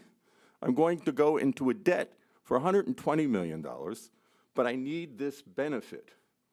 Now, the first question that person said, this other developer will do it. The first question in any real estate deal, what are you willing to pay for that piece of ground? This developer was willing to pay $11 million. Was there any other developer in this Lehigh Valley area that would pay that money? They might want to pay $2 million or $3 million. Yes, then they don't need that tax benefit. But the seller that we know wanted $11 million. So think of that when you're trying to evaluate why this developer is doing it. And the third one, which I thought was interesting as a real estate developer, you try to do a cash flow analysis. I know every time I do a deal, my banker says, let's do the analysis. Well, the amazing thing is, if you look at it, quick guess estimate, I think the estimate was $12 million in rental income. But the impact there, just go down the numbers. The insurance costs will be astronomical. They'll have to pay the insurance. They're going to have to pay for the staffing to do all of this. They're going to have to pay the debt service on $111 million. And keep in mind, he could take that $50 million that he's investing and put it in the bank. Look what he would make. He is taking a huge risk. And that risk, we need to, this time, say, okay, we're going to let you take that risk, and we're going to help you with this tax benefit. Now, I have, some of you may know who I am, and no one may know who I am. But I do have multiple rental properties in both Easton and Wilson Borough. And I'm happy to say that they all are available for affordable housing. We, as a company, are very proud of that. And I hear you when you say the $27,000 is not enough. But let's be business about it. Let's sit down with the developer between now and the 6th and say, is there any room that we could add to the $27,000? At some point, he's going to say, if it's $10 million, which is what I heard earlier, this deal is dead. It may be dead at $5 million, but that means you have to talk to him and talk about his whole financial plan. I strongly believe, as a resident of Wilson Borough, that you should approve this. I'm very impressed of the 2 Republican and Democratic parties working together to make this happen. It is an incredible thing that is happening here. Just think about approving this. I think it's a great program. High risk. I'm very happy you have a developer who's willing to take that risk. And thank you very much. Before you walk away, can I ask you a couple questions? Sure. I want to lead by saying, I don't know if anybody made up their minds. I didn't make up my mind. I'm still open. That's fine. Yeah. But you brought up the first point was, and I believe it was my question from the It subcommittee. was your question. What do I say to the Northampton County taxpayers that aren't in Wilson or Easton? Right. Maybe don't see the need or the desire. You didn't really answer that question. Yes, You I did. Well, you said that Wilson School District and Wilson Borough, who are the majority shareholders, which I I said don't the condemn. first thing you need to say to them is this is a statute created by the Commonwealth for a specific purpose on a blighted building. So the person you're talking to, you have to say to him, this is a blighted building. Sure. It sat there for 40 years. No developer came forward. We needed to do something. So we took the benefit that the state legislature gave us. Okay? Now, in there, they said, how are you going to break up the taxes? Well, the school district is the first one. My God, that's a lot of money. We have to give that up. And you say, Wilson School District gave it up. For what reason? They want this project to happen. Not lost on me why the school district wants it. Same way with the borough, okay? Now, yes, the county will lose 11%. You're 11% partner, okay? But it's much less. You take that money and spread it out over the county, I don't think it will have as great an impact as you think. And if you really want to talk to them, take your ordinance and read to them every one of those whereases. It's an incredible statement on why this should be passed. Understood. My first question kind of piggytails into my second question. Okay. If I'm somebody from Allen Township, and I say, I don't like the fact that... Allentown or... Allen Township, so Okay, the other side of the good. county. I don't like the idea of giving a private equity firm from New York a tax break with Northampton County money, because, in my personal opinion, the person that owns the property is asking too much for the piece of property. And that's why it sat vacant for as long as it did. And the fact that the borough didn't assess any penalties for them having broken windows and being dilapidated, you know, that was the tool that the borough had to control that piece of property a little bit. You know, the fact that he's now getting rewarded for holding out and being delinquent on taxes and not taking care of the property, but he's getting an $11 million payout only because we're giving him a $28 subsidy, or $28 million subsidy. I don't think so. I think it's Well, because... we wouldn't be able to afford, he even said it, he wouldn't be able to afford it otherwise. So without the tax break, the guy who's selling the property for an inflated amount of money would not get it. So if you're in a free market, if I put something up for sale and nobody buys, the free market's telling me I'm overcharging. No, but the free market is telling you that no one in the Lehigh Valley would pay what he $11 wanted. million Right, for a dilapidated, I right. agree. Okay, But so when now, the government gets involved and says, you know what, we got tax dollars, that's why I'm against it. I'm not saying I'm not gonna vote for it, because, you know, when you have 99% of the people come into you say, we want it, we want it, we want it, sometimes you gotta say, all right, it's not worth the fight. But I don't agree with the principle. I hear you, but sometimes you have to look at what the legislature has said. It's just not here in Northampton County. In the Commonwealth, we have blighted areas Sure, that I sit get it, forever. But I'm worried about this county, and you know, Mr. Heckman's one of the longest tenured people on this council, and he said, I'm never voting for another TIF or Lurie again. There are always messes. We always make messes out of these things, and I can't disagree with him. But we're always picking our favorites. We're picking winners, and I don't like picking winners. I like the free market. But what doing you're the free market- saying now is, how many counties do we have? It's 67 counties in this Commonwealth. This is a Commonwealth benefit. You're saying everybody else can use it, but we can't use it in Northampton? I'm not saying we can't use it. I'm just saying I don't know if I'm going to support it. But then you're saying you're not listening to what everyone else is saying. I'm saying I'm listening to what they're saying, and I said I didn't make up my mind. But the reason why I wouldn't vote for it is because it still defies the logic of my principles, where it's like, why am I giving a private equity firm $30 million? Or why am I supporting it? If it were only $3 million, you know, why do 300,000 people who live in the county, who don't live in Wilson Borough, who don't benefit from it, who see it as maybe a nuisance? Well, we have more traffic, or we have, you know, more stresses on the art. There's a million reasons why there's some people that don't want it. So Why you're are we gonna ignoring take county money? But you're ignoring a constituency then. Well, If this constituent comes to you and gives you a legitimate reason, if the legislature the gives oil, you a right? legitimate reason, if everyone stands here and say this is a legitimate reason, then I think you should vote for it. JP, Yes. you gotta let him finish before you come back out of debate, okay? That's 'Cause he okay. is I'm fine with how All he's right, but it conversing. just, there's other people that may want to get in there. Okay. And I listen, I feel like I made my point, and I feel like you made your point. And like I said, I might vote for it. I don't know. I like how these things go. I get persuaded one way or the other. But I don't like giving tax breaks. Just like that guy said. He's like, I've lived in this borough for 20 years. I fixed up my front door. Am I getting a tax break because I fixed up a blighted property?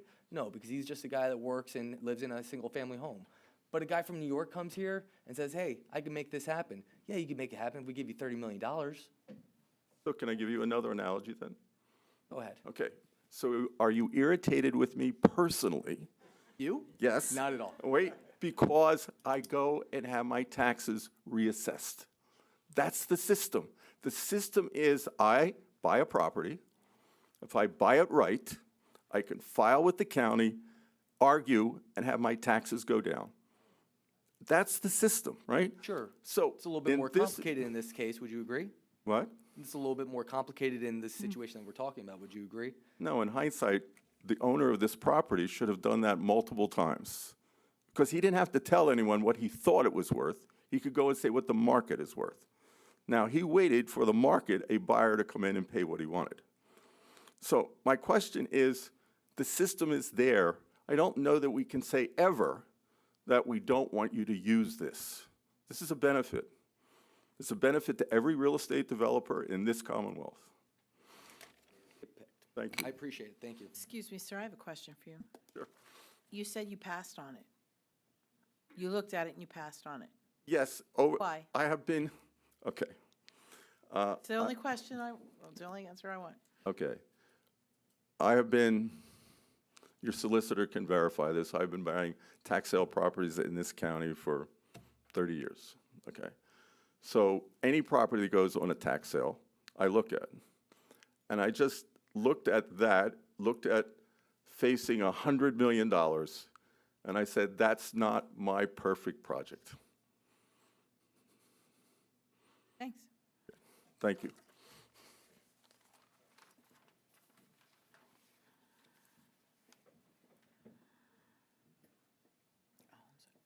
Were there people had their hands up? Did you have your hand up? Hello. Hi. Say your name. Dr. Harrison Bailey III, Superintendent of Wilson Area School District. There have been some assumptions about why the Wilson Area School District wants this property to be developed. And while a tax base is an important one for a school board and for the financial virility of the district, there's more to it for me as the superintendent. So there was a point where I had a conversation with the developer to ask, like, what's this about? Like, why do you want to do this? And the conversation went into his feeling about the community, his wanting to be a part of the community, and even more significantly, his willing to invest in the children of this community. So I look at this as an opportunity for the children, specifically in this case, the high school students of this community, to not just work in this facility, but to have opportunities to have experiences in this, career-ready experiences within this place. So there's a much bigger objective for me as the superintendent than tax base. So for anyone who assumes that that's the only reason that we want this to happen, they're sadly mistaken. Thank you. Can you clarify what you mean by high school students working in the facility? Sure. The rental property. There is a larger stake in this, right? Like, so you have contractors who are going to be in there doing work, right? So our opportunity to say, hey, we have a tech class that's happening. We'd love for our kids to come over and see how this works, to have conversations with your contractors, to understand what it means to build a building, right? To meet with the developer long term and talk about what does it mean to be an entrepreneur? What does it mean to invest in things? So those kinds of experiences and relationships that we currently don't have. We don't have those options in Wilson. We don't have any of that happening here. This would open up some of those opportunities as we build out our career programming for our students. That's what I mean. Thank you for being here. Okay, so my understanding would be, school board is supporting, school district supporting the TIF for 20 years. So you're waiving the tax benefit of that for 20 years, correct? Over the course of 20 years, okay. Over the last 5 years, what has been the tax increase from the school district to the property owners to fund the schools? Over the last several years, what has been, every year it goes up 2.3 to the maximum state allowable? What has been your tax increases over the last couple of years? For the For the school district, yes. Oh, it's about 0.66 on average. Okay, so your, Wilson is only, school district is only going up 0.66% per year. That's what it's been the prior 5 years. Okay. And with the project, if it's built out as Mr. Barty says, what is the anticipated enrollment of new students that would be moving and living in that complex? Don't know what that number You would didn't be. do a study on that as part of this conversation. What is the cost per year per student for your school district then? Cost per student? Yes. Well, the average in Pennsylvania is 22, so I think we're in similar range. About 22,000 per student. So if you anticipate 405 units being rented, and X% of those would have children that would go in, so the school district and then the taxpayers of the school district are absorbing that incremental student enrollment. Would that be a correct statement? Sounds Great, like it. okay. And the tax burden of that for the next 20 years, because you will have to increase your taxes to maintain and expand the number of students that you have to teach, along with all the cost escalation, would go to that gentleman who has the 120-year-old house. His real estate taxes will continue Excuse me, to to grow the public? Well, over the next 20 years, correct? In actuality, my assumption would be that based on what he's proposing to build, the number of children that would be added to the district probably wouldn't be that significant. But But you don't, but you any didn't- child, the child, so, okay, go ahead, finish your statement, I'm sorry. Go ahead. any child that enters into the district would be spread over the taxpayers in that district or that community, absolutely. Correct, but at 22,000 per student, and since we're talking assumptions, if you make it a round number of 100 students, by 22,000 per year for 20 years, you're talking a significant number of dollars. Would you agree? Plus inflation and escalation and all of that. Would you agree with that statement? Depending on the number of students? Correct, right. So I mean, at 405 units, if each one, some are two bedrooms, some are single, you have to assume some number of children. There will be some. Of all ages going to be in there. So the gentleman that spoke earlier about his 120-year-old house directly across is going to be part of the tax base that is being burdened in that intervening time till the TIF expires. Would that be a correct? Actually, what I would tell you is that the worth of his home would increase based on the improvements to the community and our school. So as our school improves, so does, right, what his house is worth. At the end of the day, for most of us, that's really why our house is worth what it's worth. That's why a house sitting in certain neighborhoods are only worth one amount versus houses that are in another neighborhood worth another amount. So as our schools get better, his house is worth more. I understand that, but in the intervening time, he's investing his tax money into the community out of his pocket, not the developer. I assure you, he wants the schools in his community to be better. We all want schools to be done. What I'm struggling. I wouldn't agree with that, but go ahead. Okay. What I'm struggling with is, and I appreciate you being here, because we kept hearing about the school district. School district is the other, Mr. Groff said, the largest investor here in the borough. But yet you're telling me you didn't actually do an analysis and study of potential impact of number of students and costs and so on and so forth. I'm telling you, I personally didn't do that. So You're the superintendent, you were not Did I involved walk in with that a conversation? dossier of statistics for you? I don't know what questions you're going to ask me, right? Didn't the school board do this? The school Can I board ask? did, but Okay, that's Okay, School fine. board did all it, right, Mr. they Brown. could come and speak to it. We're not going to devolve into this. That's okay. I appreciate you being here. I got the information I was looking to gather, so thank you for your time. I appreciate it. Any other questions? That- Go ahead. It's not a question, more of a statement. Like, we're talking about certain entities getting tax breaks, certain folks not getting tax breaks as well. And if we're talking about what school districts need, comes from state government. If we can get to a point where our schools throughout the Commonwealth are funded the way that they should, from a constitutional standpoint, they need to be a funding equity from a public school standpoint, which just about all school districts in the Commonwealth are not funded the way that they should be, then part of this conversation wouldn't be happening, to be honest with you. The Wilson Area School District, the Easton Area School District, the Nazareth Area School District, the Bethlehem Area School District wouldn't have to raise taxes on their citizens if public education was properly funded coming out of Harrisburg, and it's not. It's constitutionally mandated to be funded at a certain level, and it's not. That is a fact. So I think that fact can't be lost on us as we're going through this and as we're peppering folks about wanting to do the right thing for their community.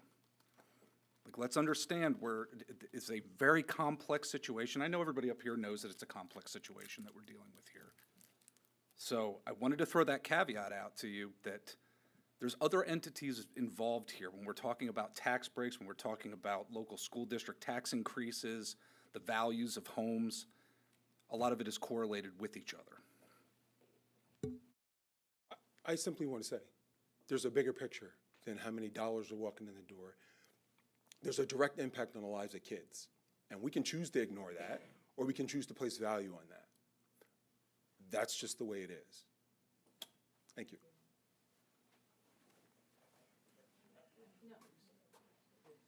And Madam President, I gotta be, I've had 48 ounces of coffee since 4:30. I have to, no.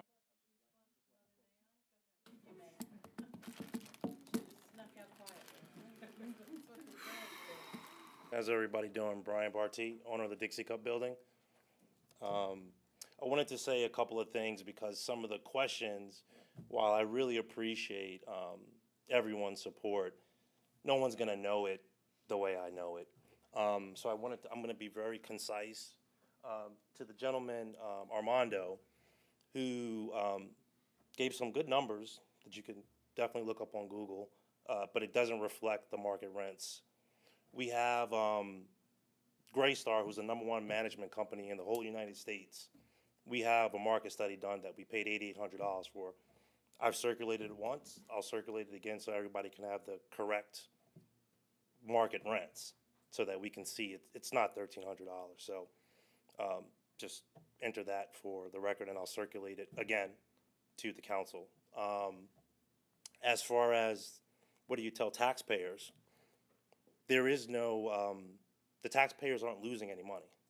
The base tax stays intact. So when we're having these conversations, we have to, because the way it's coming out is that the taxing bodies are losing all their revenue. And that's not the truth. So we can disagree about the tip, that's fine, but let's just make it to where the taxpayers need to know they're not paying any additional funds and there's no burden on them. I'm glad that the superintendent brought up the human element of this because a lot of the council members here don't know that side of me. But he talked to me about mentorship programs and things of that nature. And I think it would be great for the youth of Lehigh Valley to be able to see something that was dilapidated as it is and then have full access to me. And we're using all Lehigh Valley subs, and they run mentorship programs.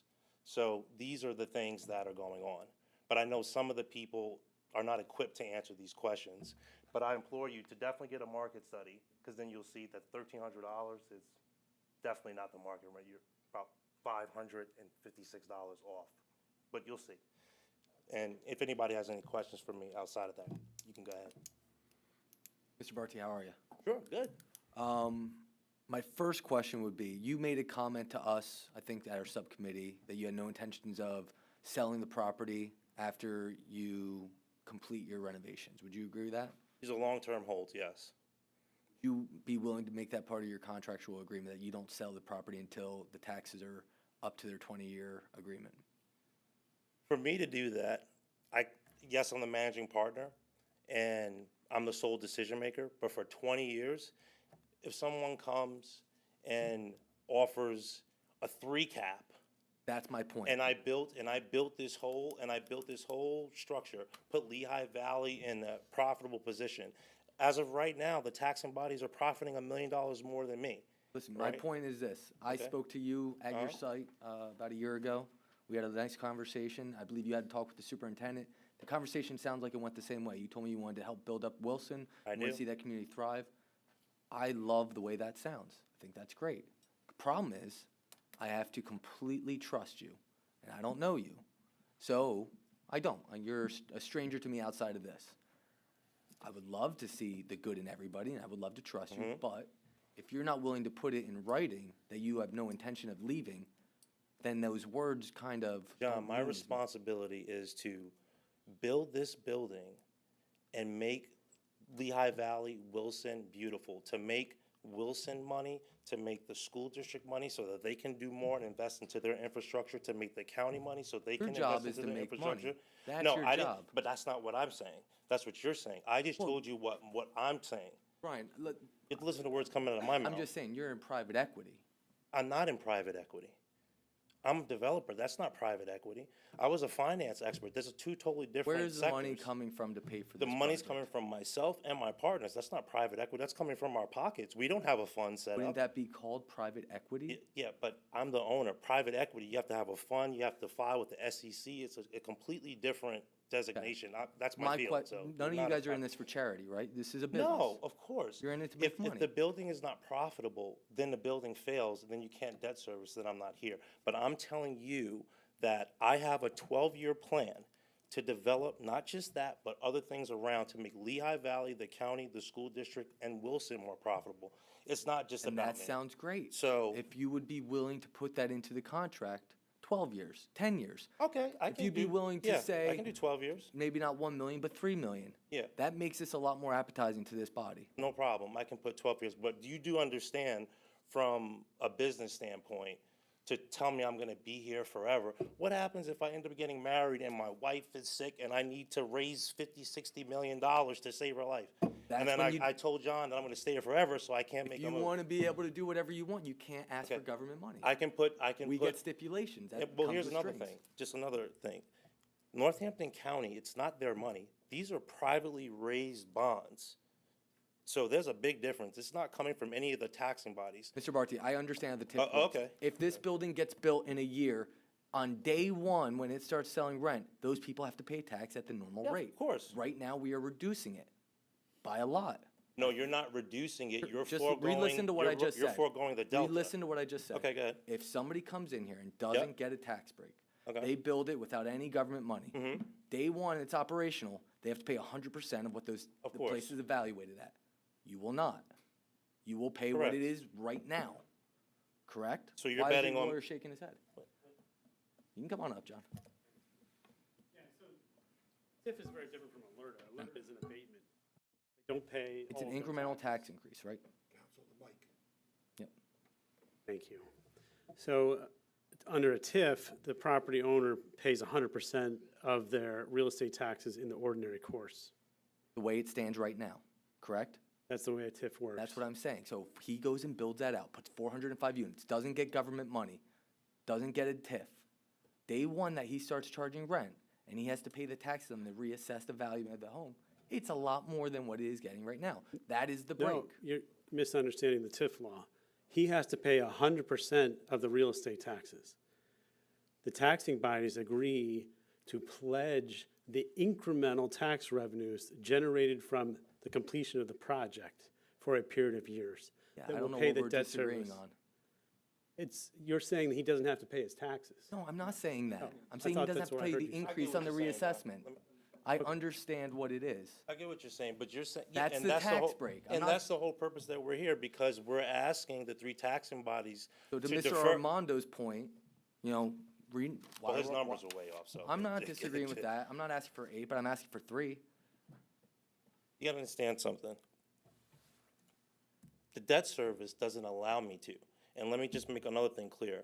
We're giving $1.1 million, right, into the low-income housing fund. It's not just 1.1 million. I have to carry that 1.1, probably at a 4.5 to a 4.7% interest rate over 40 years. It's $3.3 million that is costing me to give you guys that money. So it's. We got to give you money, though. You understand? It's a payoff. It's a payoff. That's how this all works. Well, Everybody's you looking don't have around to like, give us money. Huh? My It is. group is. This is a I'm asking negotiation, for- and it's a payoff.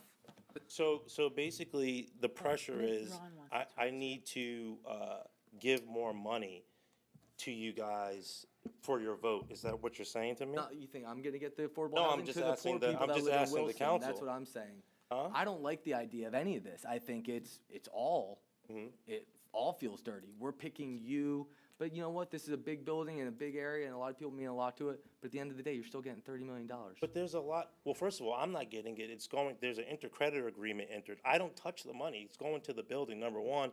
But TIFs, this is the way municipalities are built all over the United States. This is not like we're reinventing the wheel. And all I'm saying is there's a scale for that affordable housing, and we are on the low end of that scale.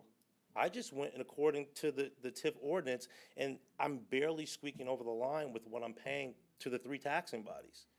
That $3.2 million is costing me $8 million of my loan. Is anybody factoring that in or running the numbers? I looked at the numbers. I have. Okay, so, yeah. Do you think that the $1 million is a fair value? There's one thing that I want to say from an overall perspective with this council. Sure, and then just the Ron Heckman's Yes, asked to speak I to. know. Go ahead. That this council gave a tax break to a developer to develop a warehouse. And there were no caveats with regard to that particular piece of legislation that, I'm sorry? What do you mean? We all voted on it. The LRTA. Okay. Lower Mount Bethel. Yeah, we did. But we it wasn't for a warehouse. That It's we just- voted to Go- keep like, the let me- agreement going. Yeah, Because let's, they made the agreement 5 years ago. There was still a tax break and tax incentive that there was was given to a alerted, this is a developer. TIF. Let's move on. I just want to make I'm one. saying there's an overall Go ahead. picture. You're recognized. Thank you. 'Cause you're gonna So know I what just to put the number in perspective, we're asking the county to create this TIF on behalf of all three taxing bodies. As the gentleman indicated earlier, the county's participation is 11%. So as I indicated at the outset, we're looking at total net bond proceeds of $20 million. So it's a little over $2 million that the county is contributing on a net present value basis to this project. That's what it's projected at, correct? Those are based on It was current. at 29 before, now it's at 20, you said 6? I can ask questions while he's talking. We I- have to I be know, able to but get The these original questions. plan a year ago assumed. All right, then I won't talk anymore. Mr. if you don't- Gafredo. Kelly, you talked enough, please. Oh, my God. All right. If I There's a can't have time out, conversations when time he's out. up here, You then we're can, not doing it. You can, but everybody's interrupting. There's people that want to speak, and there's people in line, and there's other business to conduct tonight. So if we could just be a little bit more succinct, and yes, you can ask questions, and then Jeff, and then Ron. So let's just say $2 million the county is contributing on a net present value basis. Based on the ordinance, which is not a requirement of TIF law, the county is asking the developer in consideration for the county approving this TIF to make this contribution of $1.1 million. Again, the net present value of the county's contribution under this is $2 million. The contribution he has to make to the county under this ordinance cannot come out of TIF dollars. It's coming out of his pocket or out of his proceeds that he has to finance in connection with the overall $185 million project cost. I'd like to boil this down to the way TIFs work is, as the gentleman indicated, it's to redevelop blighted properties. This property has sat for 40 years. The taxing bodies will continue to collect the measly taxes on the current assessed value for another 40 years until, or who knows how long. the way a TIF works is it's a risk sharing, right? So that you have a developer that's willing to invest $185 million to turn a blighted property and improve the overall value of the building and the community. But for that risk, these taxes would never, these incremental taxes would never be generated. I'll stop there. And the last thing I have to say is... Wait a minute. Mr. Gafredo, do you have any more questions? That's not the point. No, it's not.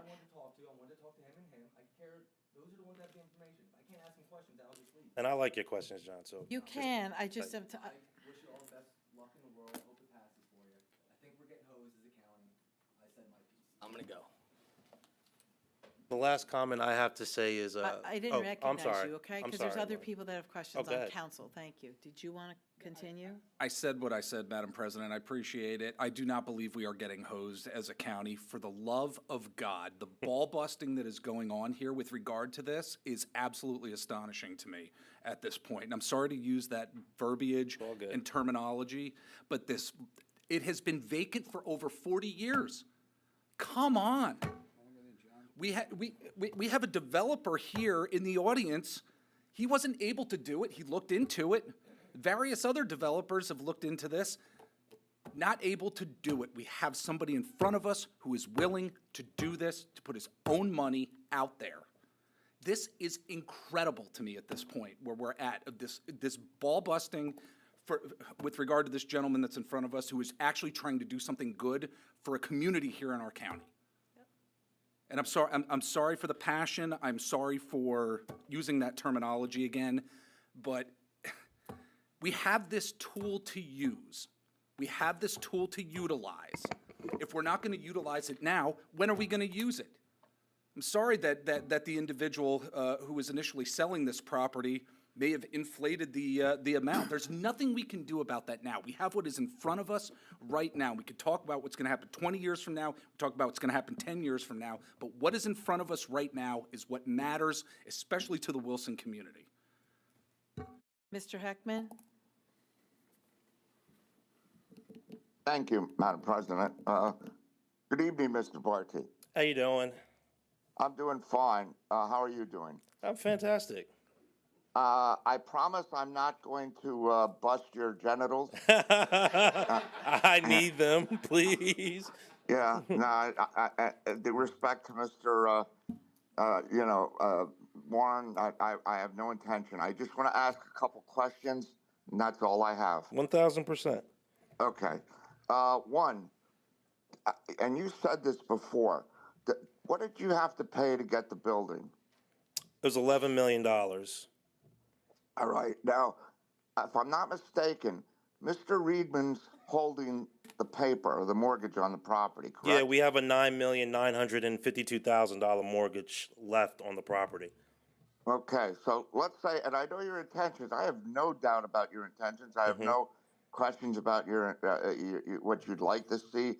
Nothing at all on the personal level. But you know life. I know life. Things happen. So if in fact you were unable to meet the terms of the mortgage going forward, whenever, the property would revert back to Mr. Reedman, I would assume. I mean, they're the lenders, so yeah, any lender they can foreclose, and it's not just him; it's his partners. The partnership. All right. I use his name because he's the man in charge. You know what I mean? He's had investors over the years that he works with. Yeah. But he's the main guy. The other thing is, and maybe the other gentleman who comes up with numbers can speak to it, but I'm curious as to, now I've been involved in TIFs and LERTAs. We had given him a LERTA years ago, and it just expired. And as others said, he's let the building pretty much go to hell. But I'm wondering, now, when we do a TIF, the TIF isn't for a person. And you're right. So specifically, really, you may be getting benefits, but it's not given to you. It's given to the property. correct? Well, technically, it's going to be, the TIF bonds are going to be, they're raised by DA Davidson. They're going to be dispersed to the IDA at Northampton County. Northampton County is going to enter into an intercreditor agreement with the construction lenders, but it's for the property, yes. Yeah, let me simplify that. If for, and I wish you all the best, if for some unseen, and we all have unforeseen situations in our life, I certainly do now, and I'm sure at times you may have or have had, you can't do this. The LERT is still, the TIF still exists because it's existing on the project and the building. The TIF district, yes. And the Okay. beautiful thing about this is everything is contiguous. So the TIF proceeds, our equity, and the debt is all contiguous at the closing. So Yeah. So in essence, the TIF, the heart of which is, I haven't heard, the heart of which is pretty much all of it is on the building, the Penn-Dixie building, and for 20 years, if we connect the dots, the Riedman Group has the benefit of that. So if something happened and you weren't involved, and I hope that doesn't occur, and he wanted to repackage it again for somebody, he could offer them the TIF. well, this is not assumable, so he'd have to come before you and start the process all over. Now, the TIF district will be created, but he would still have to come, or another borrower would have to come before the taxing bodies again and go through this voting process again. So it's not like I could walk away and then he assumes it. But the TIF, if we vote on the TIF, and I mean, you know, I like I said, I've been involved. Yeah. If the TIF, Let him ask his two there's that gentleman. I was hoping he'd show up. questions. Because he likes to quote the law and all this stuff. I believe the TIF, though, is still in effect. I don't know. I'm a little confused on that. And believe me, I'm not trying to dump cold water on you or your project. I'm just trying to understand. Joseph, as the lender, can't just, if I were to lose the project, which I'm not walking away anywhere, I'm $13,422,000 in of our own Understand. capital, so we're not going Understand. anywhere. But Got he that. can't just come in and just assume our TIF as the lender and then step in and pick up where we left off if all three taxing bodies said yes. It won't work that way. But the can't. property is still. I'm not saying he's going to get the money, but nobody gets anything. The property gets the TIF. It's not that the property gets the TIF. You all would still, if another developer would have to step in, you all would still have to then start all over again and vote on it again. You could vote yes or no. Right, let me, Go ahead. let me jump in. So I think where Mr. Heckman's going with this is, you're correct. And once the improvements are made, the assessed value goes up. And whoever owns the building, whether that's Brian and his investment group, or if that's HUD, who's making the senior loan on this project for over $100 million, has to step in and foreclose on it. They're the ones that are going to have to pay the real estate taxes in the ordinary course. That's the way a TIF works. You get your tax bill, you pay it. The taxing bodies agree to literally forward the incremental tax to the bond trustee. Whoever occupies and owns the building pays the real estate taxes, and those real estate taxes are paid to the trustee by the three taxing bodies for 20 years. So I just want to, I don't know if that answers your question, Mr. Well, yes, it does. No, I mean, I understood that it's let's say the taxing body, you know. Let me put it to you this way: if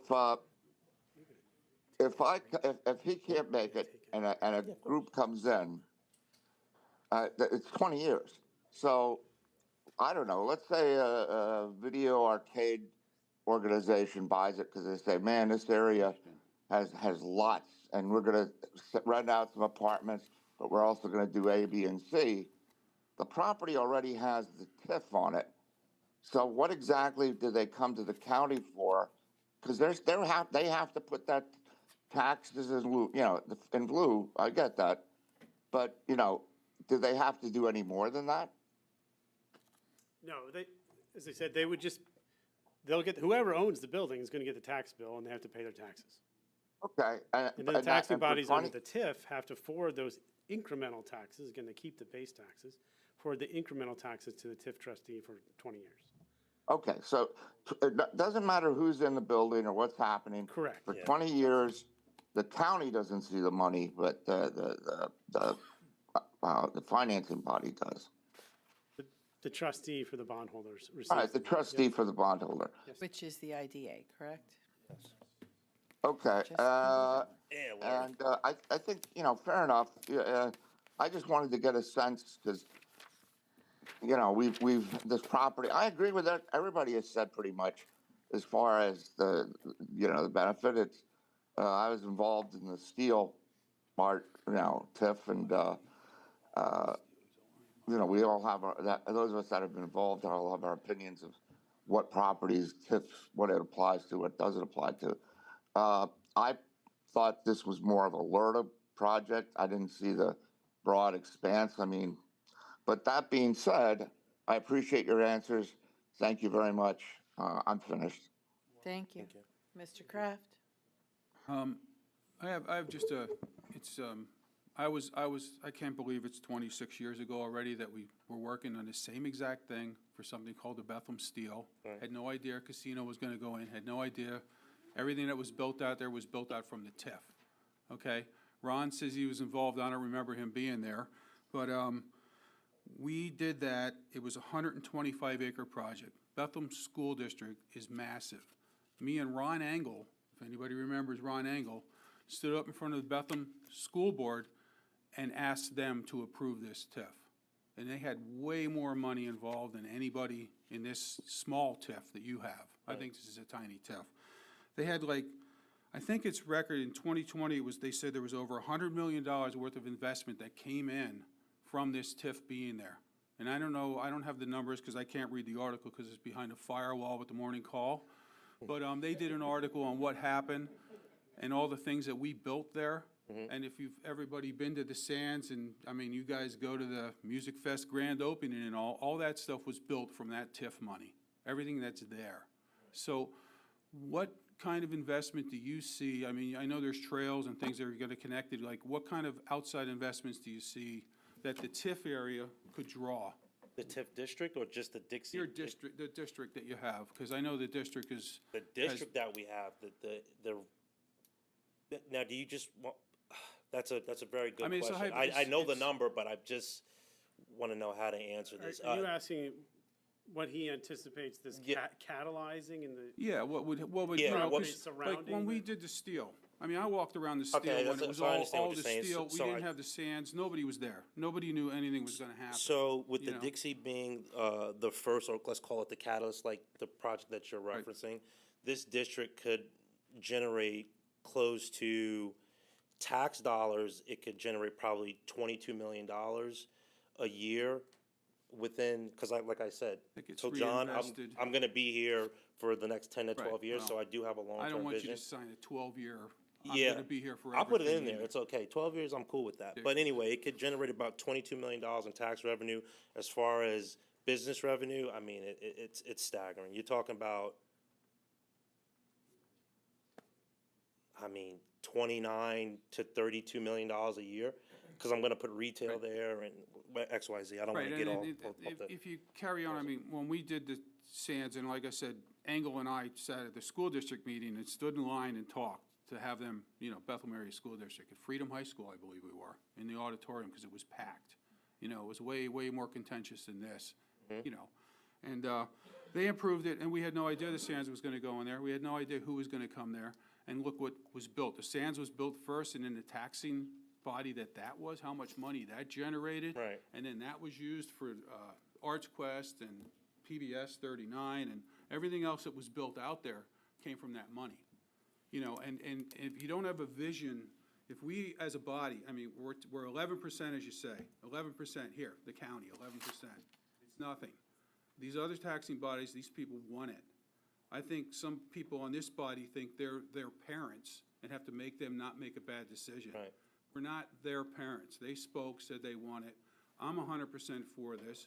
I'm hoping my colleagues would be for it. And I want to see the project done. I mean, I've seen it empty. My dad painted that Dixie cup on the top the last time it was painted, when it was said Right. Dixie. Really? So I've been around here forever. Wow, that's And, awesome. you know, I'd like to see something done. I'm not gonna have you jump hurdles and all this crazy stuff. I think it's a great project. I think the taxing bodies that already approved it, you know, they have all the weight in this project. I Right. think their faith in you, and I know they did their due diligence, and they did all this stuff that they're saying they didn't do, you know. And if you can't see how good it's gonna be for the community, then, you know, vote no. Right. I mean, let's- And to your point, this building is gonna be a catalyst to what's to come in Wilson and for the taxing bodies and the revenues that I hope, God willing, plan to go around it. And another thing I wanted to comment to John, the school district did require me to do a study to provide them how many children the building's gonna produce. I know that's tough to have offhand, but I had it, so it's 6 children that they expect my building, 405 units. Greystar also did that study. I could forward it to 6 children for 405. 6 children total for Total, 400 yeah. units? Not many, They're single bedroom yeah, apartments. it's 1 and 2, so not many children. My so. understanding, because of who these apartments are being marketed to. Yes, the in demographic, the renters, and, yeah, so, and Greystar, they're the best, so I can circulate that study as well.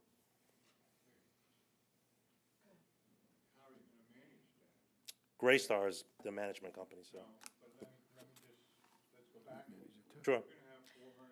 5 apartments. Mm-hmm. You're gonna rent it out to whoever. Mm-hmm. What says it can't be two families in one apartment? How are you gonna, how are You you said gonna? 2 families?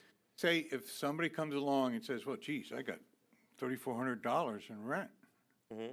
And they say, well, I can't afford that, but if 2 families move in here, we have 2 kids, we can do it that way.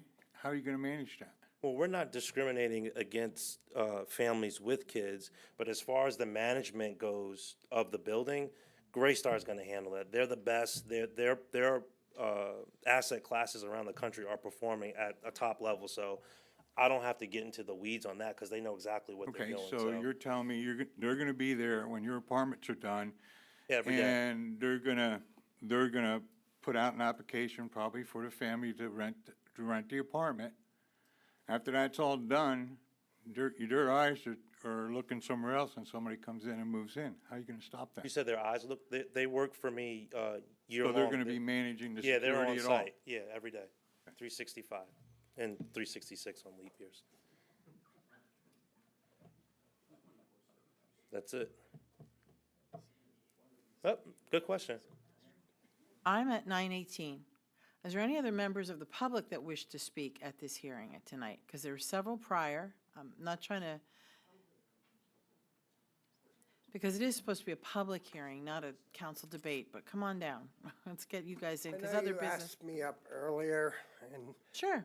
now I'm gonna get a chance. Just state for your it. name again, sir. James Bundro, Wilson Borough. I can't believe there's gonna be 6 kids in a 420 thing apartment. There's gonna be a lot more than 6 kids. And the fact is, he says, he's here to make money. He's telling me he's doing it out of the goodness of his heart or something. No, he's here to make money. And like I said, you know, my house 120 years old, I didn't get no tax breaks. And the person who was selling this place should have gone down on his price instead of this TIF action. The Reedman, I guess his name is, why didn't he concede on the price? But now everybody's making out, everybody's making money. 26 years from now, he's gonna walk out of here a billionaire. You know that. And then he's even talking about pulling the plug early.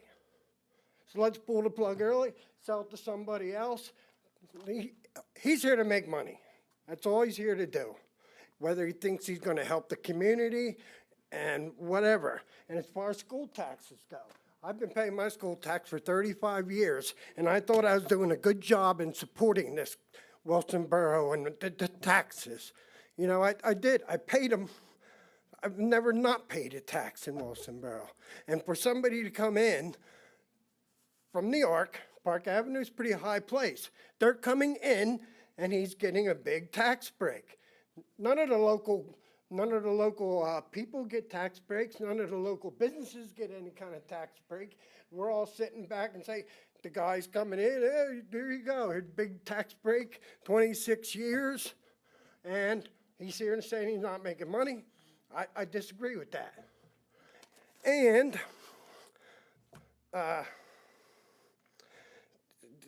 there's going to be 1,000 people in that building. If everything goes right, there'll be 1,000 people, and none of the people are going to be supporting the tax base. They're free on taxes.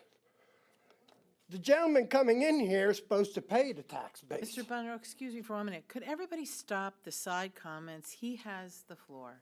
Sir, they don't like the meeting. It's coming from all around. It's a public hearing. I just want to hear your voice. Don't want the tax base to be hurt. And it's just what's going to happen, especially if he pulls the plug and he moves away. Now we're stuck with this tip going back and forth. And I'm sorry, I'm against it. And that's all I can tell you. Opinion, thank you. Because I am a taxpayer, Wilson Borough, and I don't get a lot of respect for that either.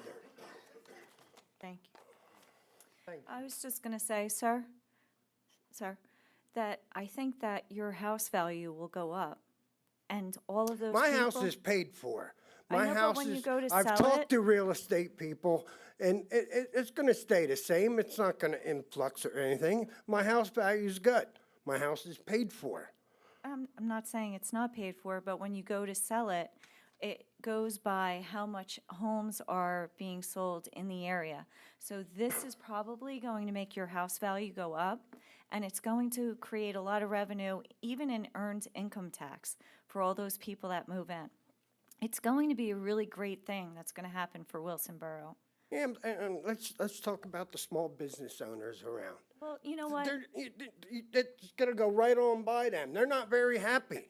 You know, the people I talk to, the delicatessens and the pizza places, and who made great improvements on their Why property. wouldn't they be happy? They're going to have 400 new people to be buying from their small businesses. They're going to open plenty of shops in there. You're going to have your coffee shop. You're going to have your pizza shop. You're going to have whatever you want right in that building. A little city all by itself, okay? People don't just stay in that one place. They're going to, I it's going disagree to with you. increase the economic development. I think you're going to be pleasantly surprised. And the 6 kids, where do you get that figure from?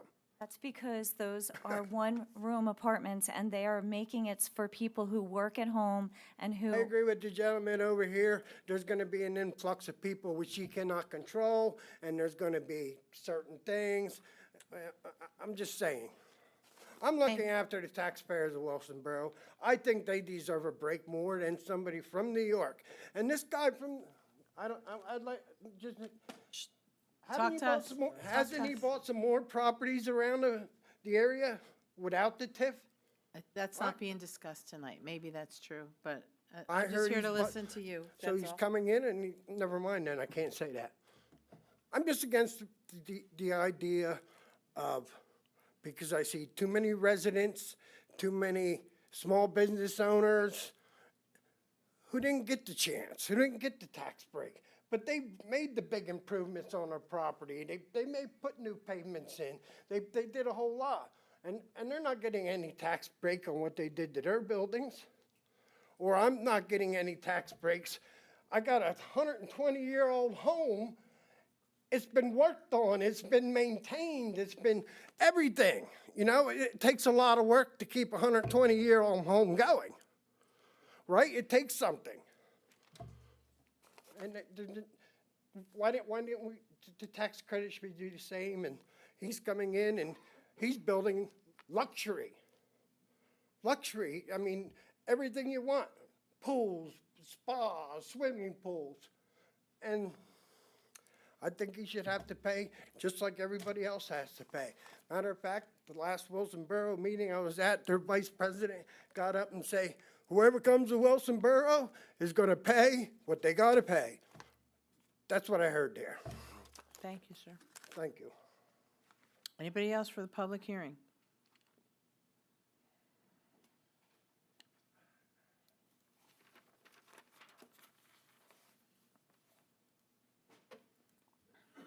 Hi, everybody. Okay. Good evening, ladies and gentlemen. Before I start, hi, Jill. Our borough manager couldn't be here tonight, so I told her I'd say hi because she read over what I was going to talk to you guys about tonight, so I didn't go off script. So as you know, I'm the mayor of Wilson, and I'm here for my annual visit. Okay, I've come here every year since I believe 2001 when we were looking for influx of money for our celebration, our centennial. So the journey has a lot of starts and stops, a lot of excitement, disappointing regarding the Dixie project.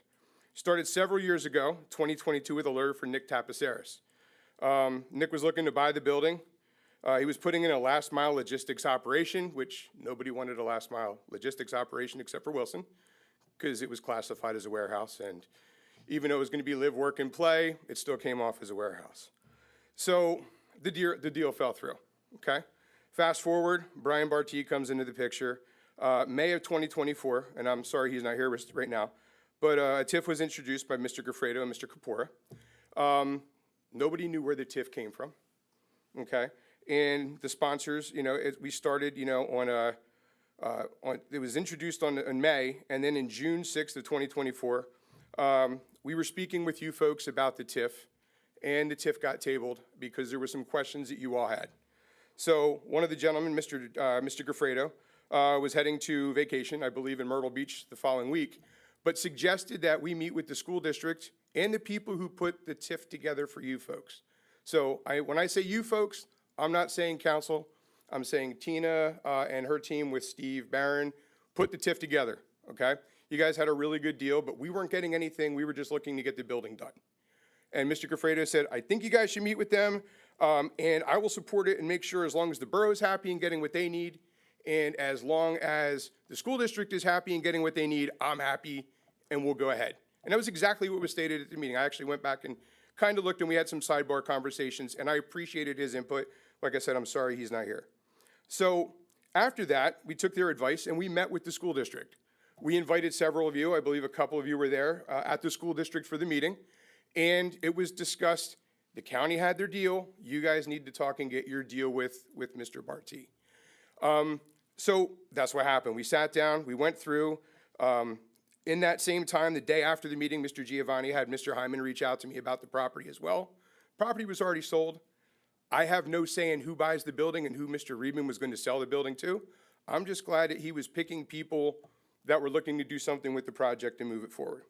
So we did research, the taxing district, which is the highest, which is the school district, they were all in the meeting, and they were happy and discussed everything and voted unanimously, Republican, Democrat, to forward the TIF. They were happy with the deal. Mr. Barty handed them statistics on schools, handed them all the statistics, and everything matched up, okay? The other thing is, now, I'm going to just say right now, it wasn't fair, some of the questions for Dr. Harrison, I know you didn't know. He is our new superintendent of schools. So our old superintendent has retired, so he has just taken over. He's from the Bethlehem Area School District, thank you very much, so he understands how that's going. But the school district did some research, and they've done a lot of research as far as putting it together. In fact, on the 28th, I'm going to be going to the Avona School because they were voted a blue ribbon school. And I think they're number 2 in niche as far as the school districts go, again, for Wilson Area School District. So I graduated from the school district, but I will tell you the people on the board are a lot smarter than me, okay? Over the years, over a year, the TIF sat at county. The construction costs have rises. The building is abated. The windows are gone. The broken windows are gone. If you look at that building, it is completely clean. We're sitting waiting for TIF approval. Now, I'm also going to say kudos to the timing of the vote because I think the election is after you guys are going to vote. So, or before you guys are going to vote. So, I mean, there's no impact as far as voting goes. So anything you make now is going to be purely on whether or not the merit of this project goes through. I myself was hoping this would be my last term as mayor, but I made promises to people that I would see this project along with a few other ones through. One of the things I said that I was going to do is bring back community events. I worked with our council president and several people in the borough, and we brought back our Fall Fest, and we've been doing festivals every year. So there's community. The second thing I promised my dad and my former band director was I was going to see the Dixie building through. Made me promise I wouldn't do it. He told me, you do not quit until it's done. And I was hoping, with all these years that I've been in here, 2 terms, which anybody who thinks that you can get a lot of stuff done in 2 terms, it's a process, okay? but went through the process. And the third thing I wanted to do was get a new police station. I don't know if any of you guys read the news this past week, but homecoming weekend was a little bit of a scare for us, okay? So you're looking at the trifecta, the Dixie Building, community services, and a police station. I'd love to go for 2 out of 3, okay? And we could really go for that. So tonight I'm here. I've heard a lot of bipartisan feedback on the Dixie. If I was to poll the audience right now and ask how many people here were from Wilson and raise their hand and how many people were in support, I think all the people who are here from Wilson, except for one person, would be in support. Now, my job as mayor is I talk to folks. I go around the community and talk to folks. I know a few of our council members walk around and they talk to people in the borough, and they're all for it. So Republicans and Democrats on the school board and the school district, 100% for it. 65% taxing body, the other half is us, and then you guys are the 11%. So we didn't negotiate what the county's getting. We didn't negotiate Article 13. That was negotiated with Steve Barron and team, okay? So we had no say. But what we did was we took your advice and went back and negotiated with the developer a year ago to get this done. We've had several IDA meetings canceled. It's sitting in the IDA. The one meeting I came to, I think the solicitor for the IDA was actually running the meeting. I don't know if they were all new or not, but it's something that we're looking at getting through. So I understand the holdup with affordable housing, but here's a stat for you as well. 2 of the schools in Wilson Borough, this itself, Avona and Wilson Elementary School, 74% of those students are on free or reduced lunch. Wilson Borough is affordable housing.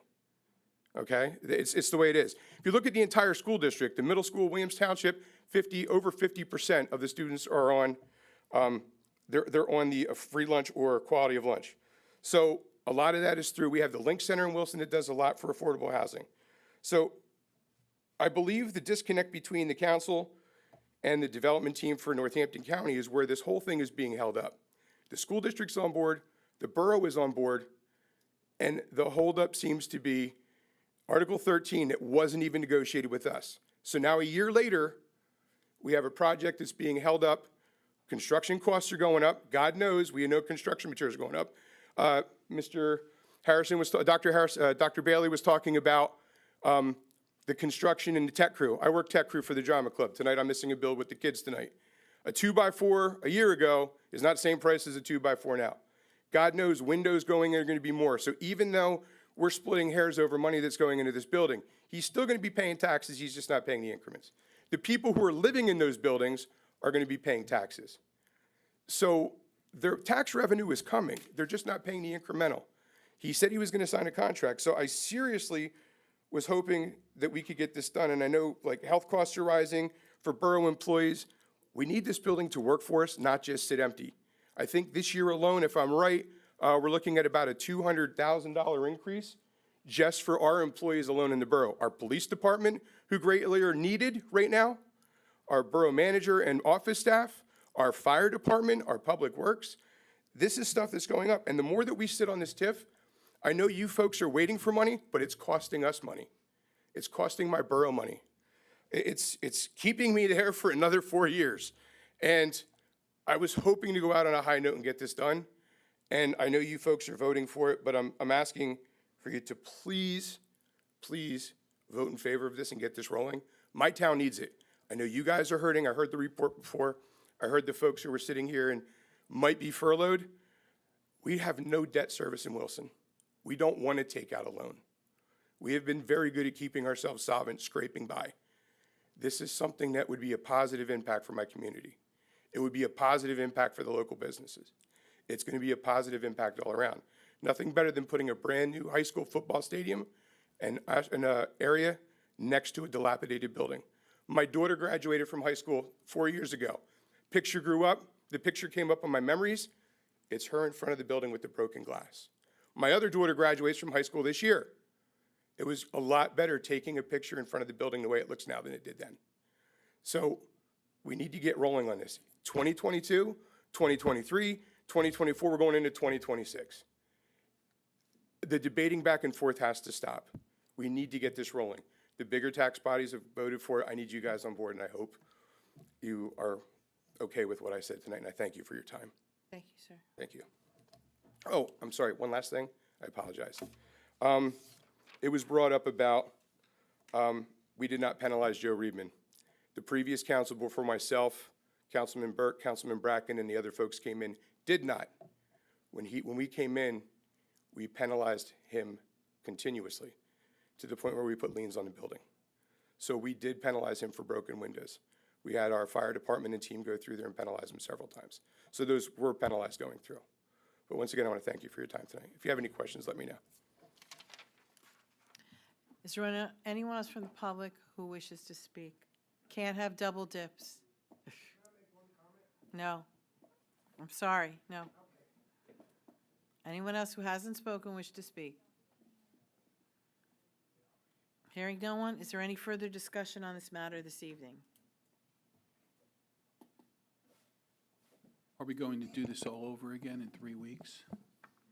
The same If you were arguments, the same listening everything? earlier to what the Yeah, I know, question we was vote in asked. 3 weeks, but we're going we to have a vote. council discussion. Council will discuss in 3 weeks. Public will not discuss in 3 weeks. Just like to say that I'm going to call in and vote yes when you guys are done arguing about it. And I hope that we can hear that vote I hope with to our God, machine. well, I'll But text don't you. bank on it, I'll okay? text if it doesn't work, all right? Thank you. I indicate that the possible vote will be held at the November 6, 2025 meeting. I just want to say that I appreciate the people who chose to come and speak.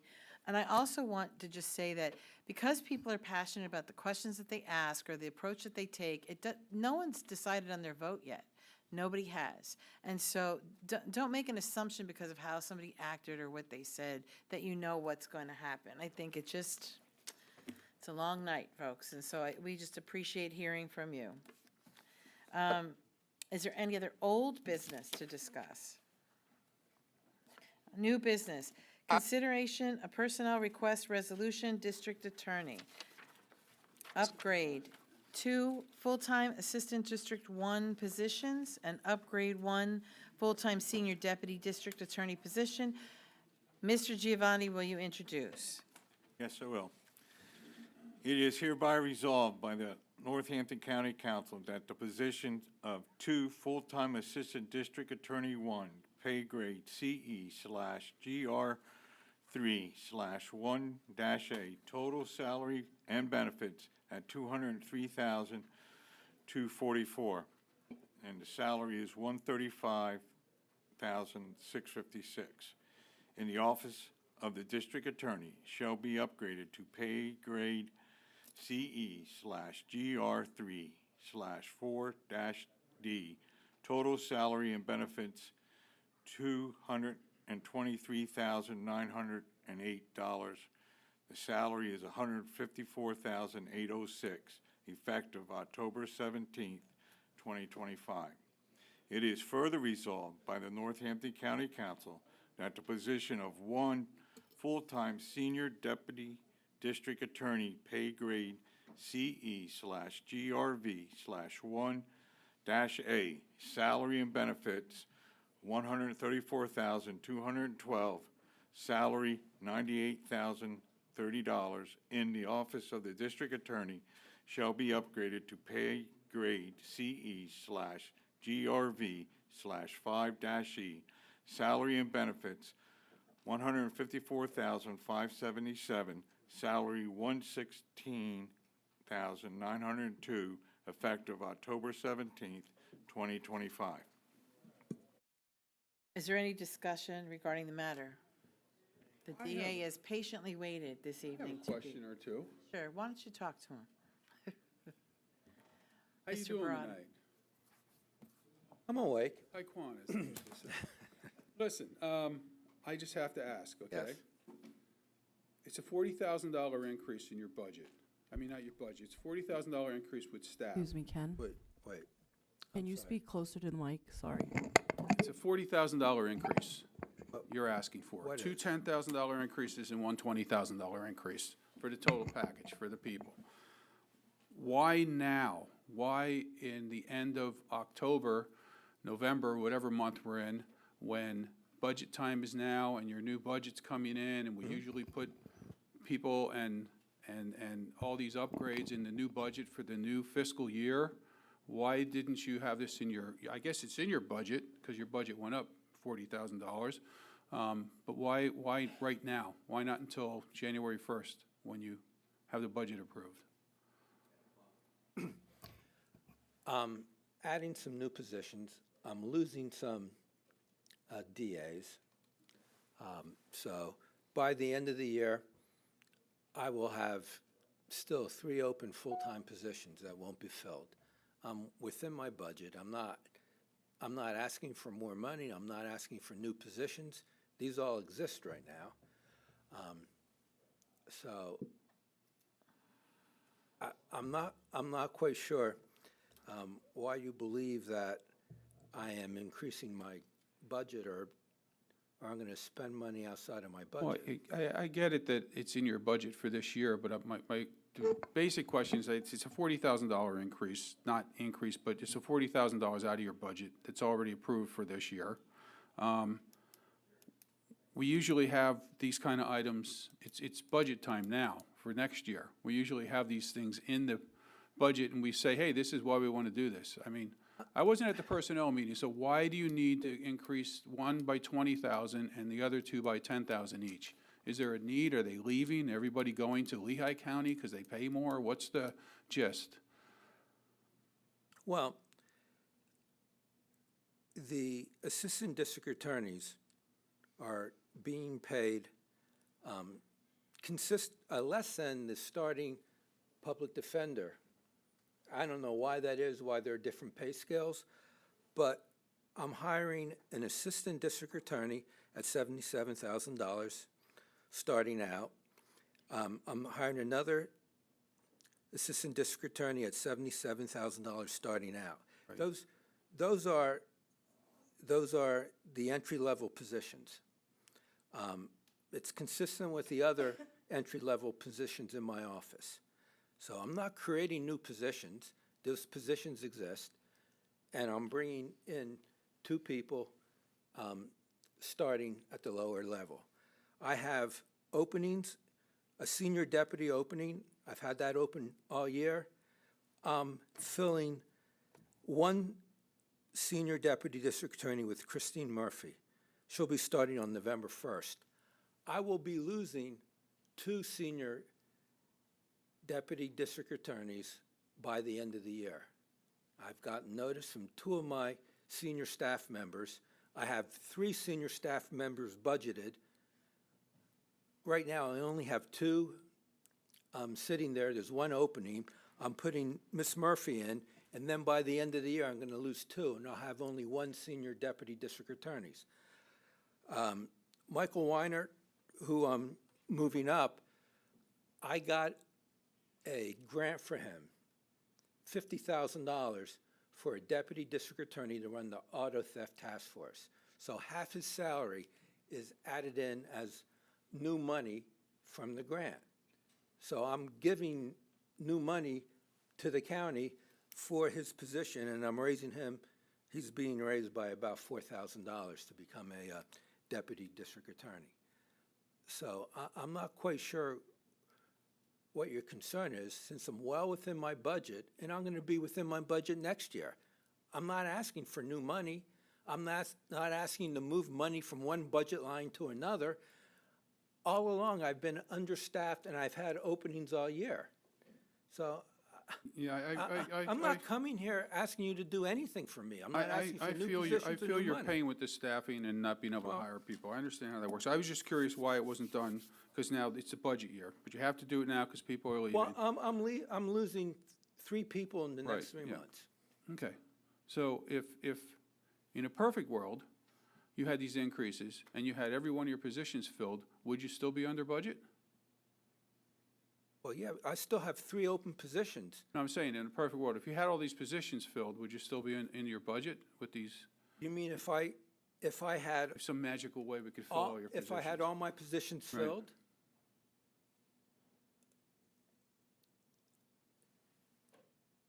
Next year's budget, probably not. If I had them all filled, next year's budget might be difficult, and I'd have to come to you and ask to move money around. But right now, I'm not in that situation.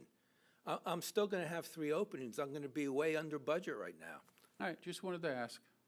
I'm for it, I'm in favor of it. I just need to get the questions. I wasn't here for personnel, sorry. Thank you. And you know, when I met with fiscal to talk about our budget, the numbers and what we were doing, everything seemed to work. There were no problems, and I didn't come and make an unreasonable request for money. I just, you know, see a lot of you come in and asking for upgrades and things all year long. That's why I just wanted to ask, why you just didn't wait till the budget came out, this new budget, and have it in there as a new, you know, like we usually do. I did ask for some new positions in the administrative staff. I did do that, yes. That was kind of like why I was asking, like why didn't you wait till January when the new budget was passed? But thank you. All right. Are there any other questions or discussion? Call for the vote. Mr. Giovanni? Yes. Mr. Gafredo, or, sorry, Mr. Heckman? Yes. Ms. Keegan? Yes. Mr. Kraft? Yes. Ms. Fargo Hefner? Yes. Mr. Warren? Yes. Mr. Brown? Yes. Mr. Corpora? Yes. Adopted by a vote of 8-0. Next, we have consideration of a resolution approving the 2025 Agriculture Conservation Assistance Program grant. Ms. Keegan, will you introduce?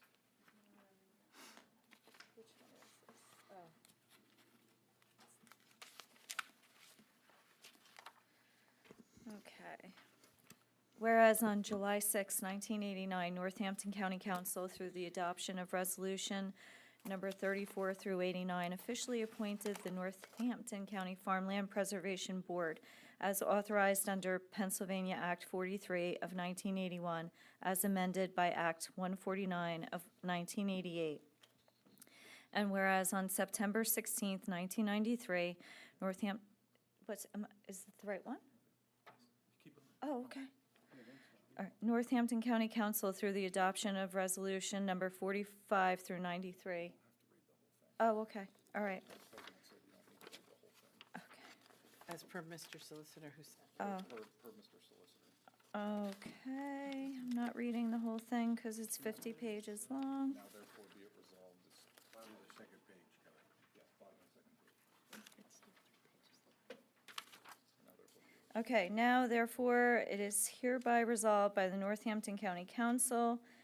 The Northampton County Council hereby approves the Sean Kneebone Contract Amendment for an animal heavy use area and manure storage facility.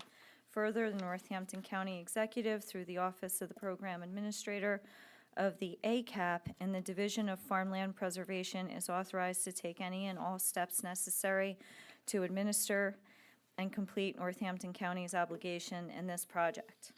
And I'm supposed to read all of this, right? All 14. Okay. The Northampton County Council further authorizes the Northampton County Executive to appropriate $44,000 of ACAP grant funds to complete the Sean Kneebone project. Should an amount be less than the sum approved by the County Council, the remaining balance shall be placed back into the appropriate fund from which it was allocated. The Northampton County Council hereby approves the Brian Cromer grant application for a manure storage facility. Further, the Northampton County Executive, through the Office of the Program Administrator of the ACAP in the Division of Farmland Preservation, is authorized to take any and all steps necessary to administer and complete Northampton County's obligation in this project. The Northampton County Council further authorizes the Northampton County Executive to appropriate $125,000 of ACAP grant funds to complete the Brian Cromer project. Should an amount be less than the sum approved by the County Council, the remaining balance shall be placed back into the appropriate fund from which it was allocated. The Northampton County Council hereby approves the Angst Tree Farms grant application for a grassed waterway. Further, the Northampton County Executive, through the Office of the Program Administrator of the ACAP in the Division of the Farmland Preservation, is authorized to take any and all steps necessary to administer and complete Northampton County's obligation in this project. The Northampton County Council further authorizes the Northampton County Executive to appropriate $45,000 of the ACAP grant funds to complete the Angst Tree Farms project. Should an amount be less than the sum approved by the County Council, the remaining balance shall be placed back into the appropriate fund from which it was allocated. The Northampton County Council hereby approves the Tim Siped Keystone Farm grant application for a nutrient management plan. Further, the Northampton County Executive, through the Office of the Program Administrator of the ACAP in the Division of the Farmland Preservation is authorized to take any and all steps necessary to administer and complete Northampton County's obligation in this project. Whew. The Northampton County Council further authorizes the Northampton County Executive to appropriate $1,640 of ACAP grant funds to complete the Tim Siped Keystone Farm Plan. Should an amount be less than the sum approved by the County Council, the remaining balance shall be placed back into the appropriate fund from which it was allocated. The Northampton County Council hereby approves the Jacob Klein's Dairy Grant application for a nutrient management plan. Further, the Northampton County Executive, through the Office of the Program Administrator of ACAP and the Division of Farmland Preservation, is authorized to take any and all steps necessary to administer and complete Northampton County's obligation in this project. The Northampton County Council further authorizes the Northampton County Executive to appropriate $1,900 of ACAP grant funds to complete the Jacob Klein's Dairy Plan. Should an amount be less than the sum approved by County Council, the remaining balance shall be placed back into the appropriate fund from which it was allocated.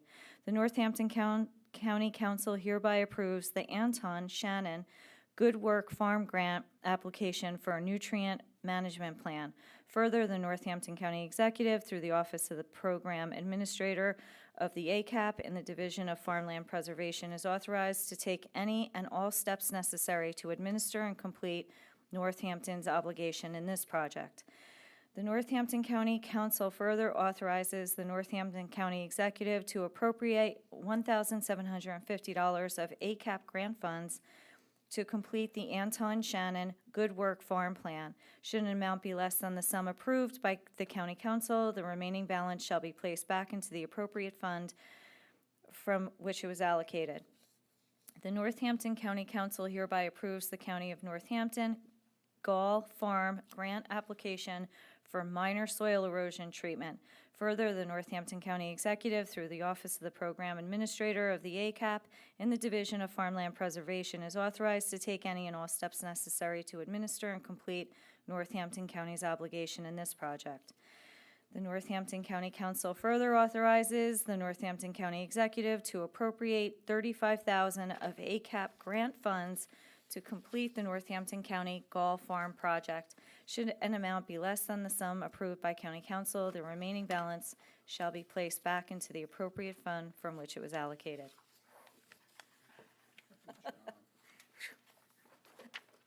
Is there any discussion on the matter? I'm going to kill you. Call for the vote. Ms. Keegan. Yes. Mr. Heckman. Yes. Mr. Kraft.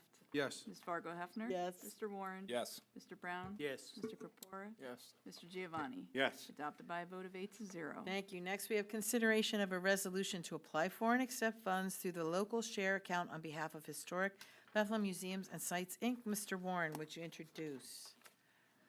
Yes, I'm going to go for the now therefore be it Thank you. resolved by Northampton County Council that the County of Northampton does hereby request a Monroe County local share assessment grant in the amount of $391,333 as a pass-through entity on behalf of Historic Bethlehem Museums and Sites Incorporated from the CFA for the restoration and reopening of the 1761 tannery within the Colonial Industrial Quarter, part of the recently inscribed UNESCO World Heritage Site of Moravian Church Settlements, Bethlehem. Be it further resolved that by Northampton County Council that the County of Northampton does hereby request a Northampton and Lehigh Counties local share assessment grant in the amount of $391,333 as a pass-through entity on behalf of Historic Bethlehem Museums and Sites Incorporated from the CFA, the restoration and reopening of the 1761 tannery within the Colonial Industrial Quarter, part of the recently inscribed UNESCO World Heritage Site of Moravian Church Settlements, Bethlehem. Be it further resolved that the Council of Northampton County does hereby designate the County Executive to execute all documents and agreements between the County of Northampton and the CFA to facilitate and assist in obtaining the requested grant, and that the Director of DCED is designated as the secondary signatory on all documents and agreements. Thank you. Any discussion? Call for the vote. Mr. Warren. Yes. Mr. Heckman. Mr. Heckman. Yes. Yes. Yes. Yes. Mr. Brown? Yes. Yes. Mr. Giovanni? Yes. Adopted by a vote of 8 to 0. Next, we have consideration of Administrative Code, Article 13, Contract Resolution, Herman Goldner Company Incorporated. Mr. Brown, will you introduce? Whereas Northampton County Administrative Code Article 13, Procurement, Disposition of County Property, Section 1315, Contracts and Agreements, C2, requires approval of county council for any contract where costs are to be funded with monies outside of the county's general fund, such as those funded through bonded indebtedness. Whereas on October 3rd, 2025, Northampton County Council received a request from the County Executive for County Council to adopt a resolution endorsing a contract with Herman Goldner Company, Inc. to repair the Marley Cooling Tower, number NC 3212 GM at Greystone Nursing Home for a term of 6 months at a cost of $126,822, plus option A for $3,140, plus option B for $3,000, for a total project of $132,962.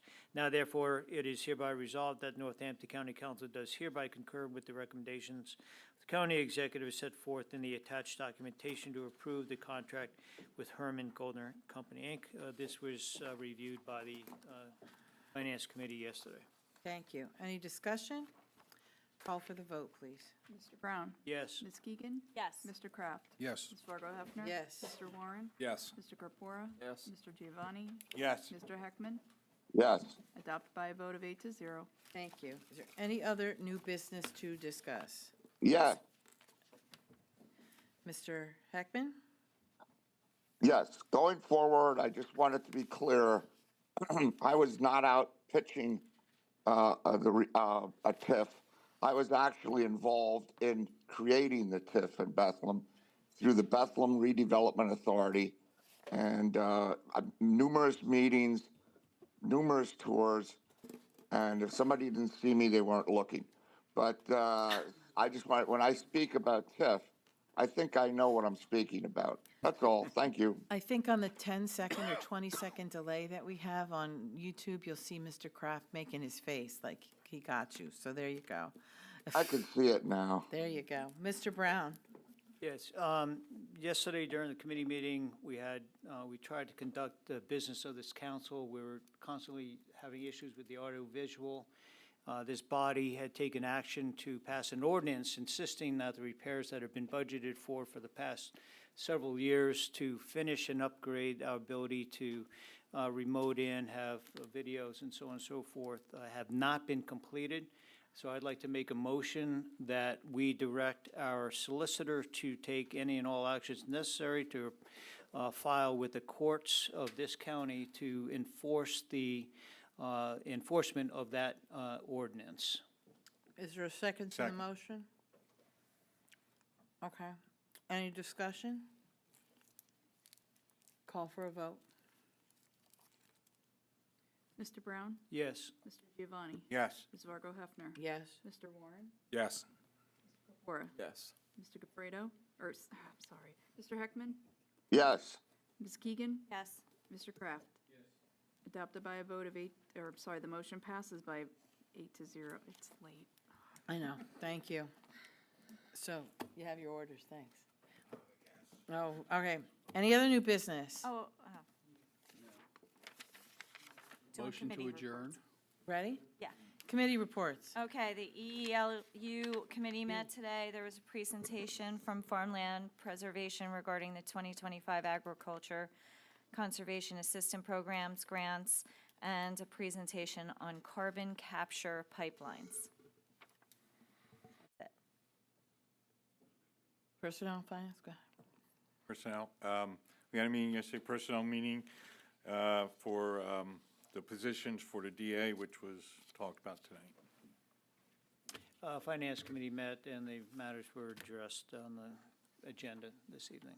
Governance met yesterday. We discussed and had a meeting with members of the Election Commission to discuss their selection process for the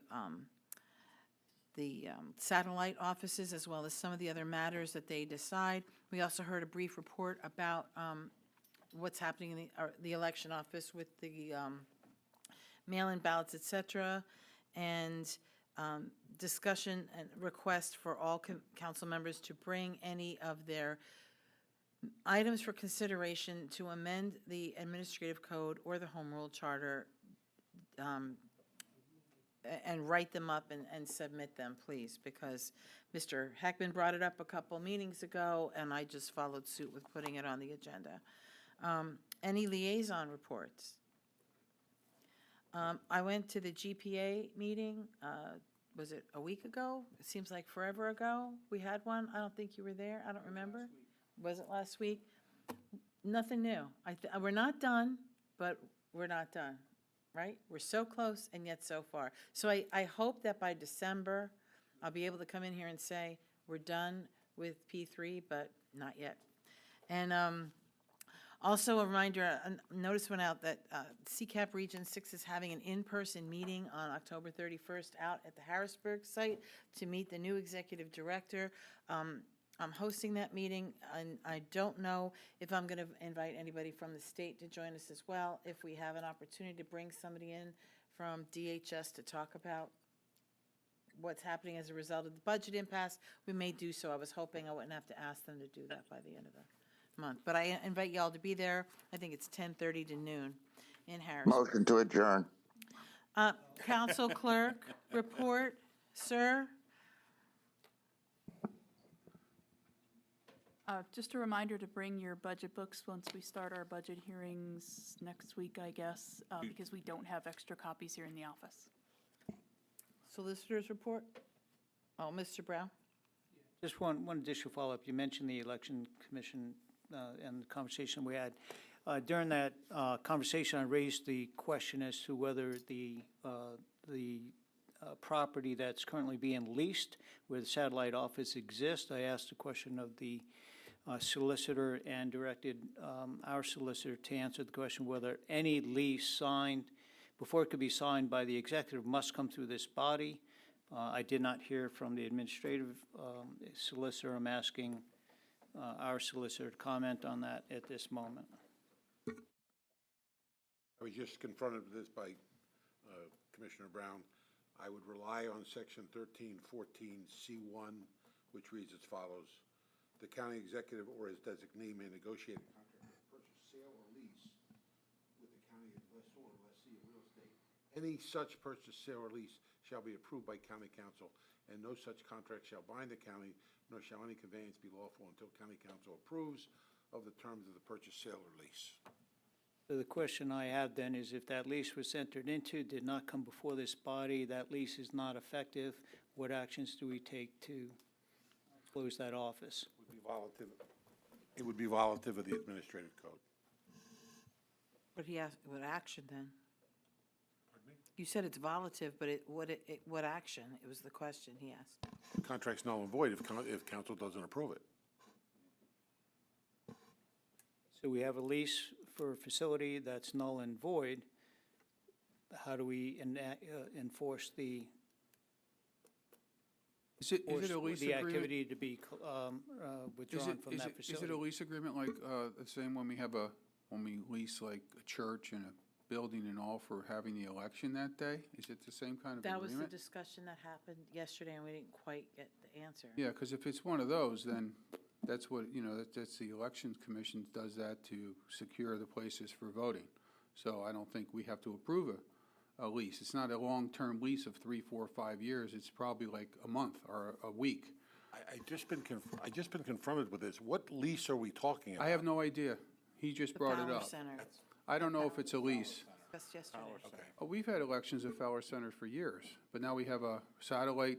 The satellite office lease was the question. And it was Okay, so- $0 as well, from what was said It was yesterday. what? $0. Oh, it's not even, $0. okay, so we don't have to approve it. There's no money spent. But it sounds like something the that's Election not- That Commission is would not do. how this reads. It says all leases. It didn't say dollar value Okay, all right. of more than X or Y. Well, then does It's that, it's a lease I that get what did you're not come saying. to this I- body to be approved. I'm picking up what you're putting down. I got it.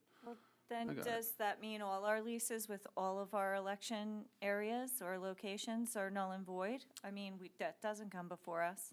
Yeah, Yes, that's what it My, means. my guess is when those locations were selected, they did, but I don't, that, it just became the question because all of the other leases that we have for the county, We've never, we do. ever So, approved a polling place. Okay, this is not a polling place according to the administration. that's what you said. This is a Yeah, I satellite got it. office. I got There's it. a distinction Satellite that office for the the elections. administration made that distinction very clearly yesterday. so all the magistrates' offices we lease, everything else. Yeah, we yeah, do, those so come it's a here because we question. spend money. It's like, how many thousands a week for those. All right, well, I'm going to second somebody's motion to adjourn. No, he already said. Ron Ron already already did. motioned. I made a motion, he's seconding it. But my answer has not been, I have not gotten an answer to the business I brought before with the solicitor. So can we refer it to him to come back to us with an answer? I'll have an answer for you tomorrow morning. I'll send it to you tomorrow morning. Beautiful. I appreciate Faster it. than Thank you. most. All in favor? Aye. See ya. Yeah, yeah. Goodbye. Lori brought up the election. And it's reminded, I know.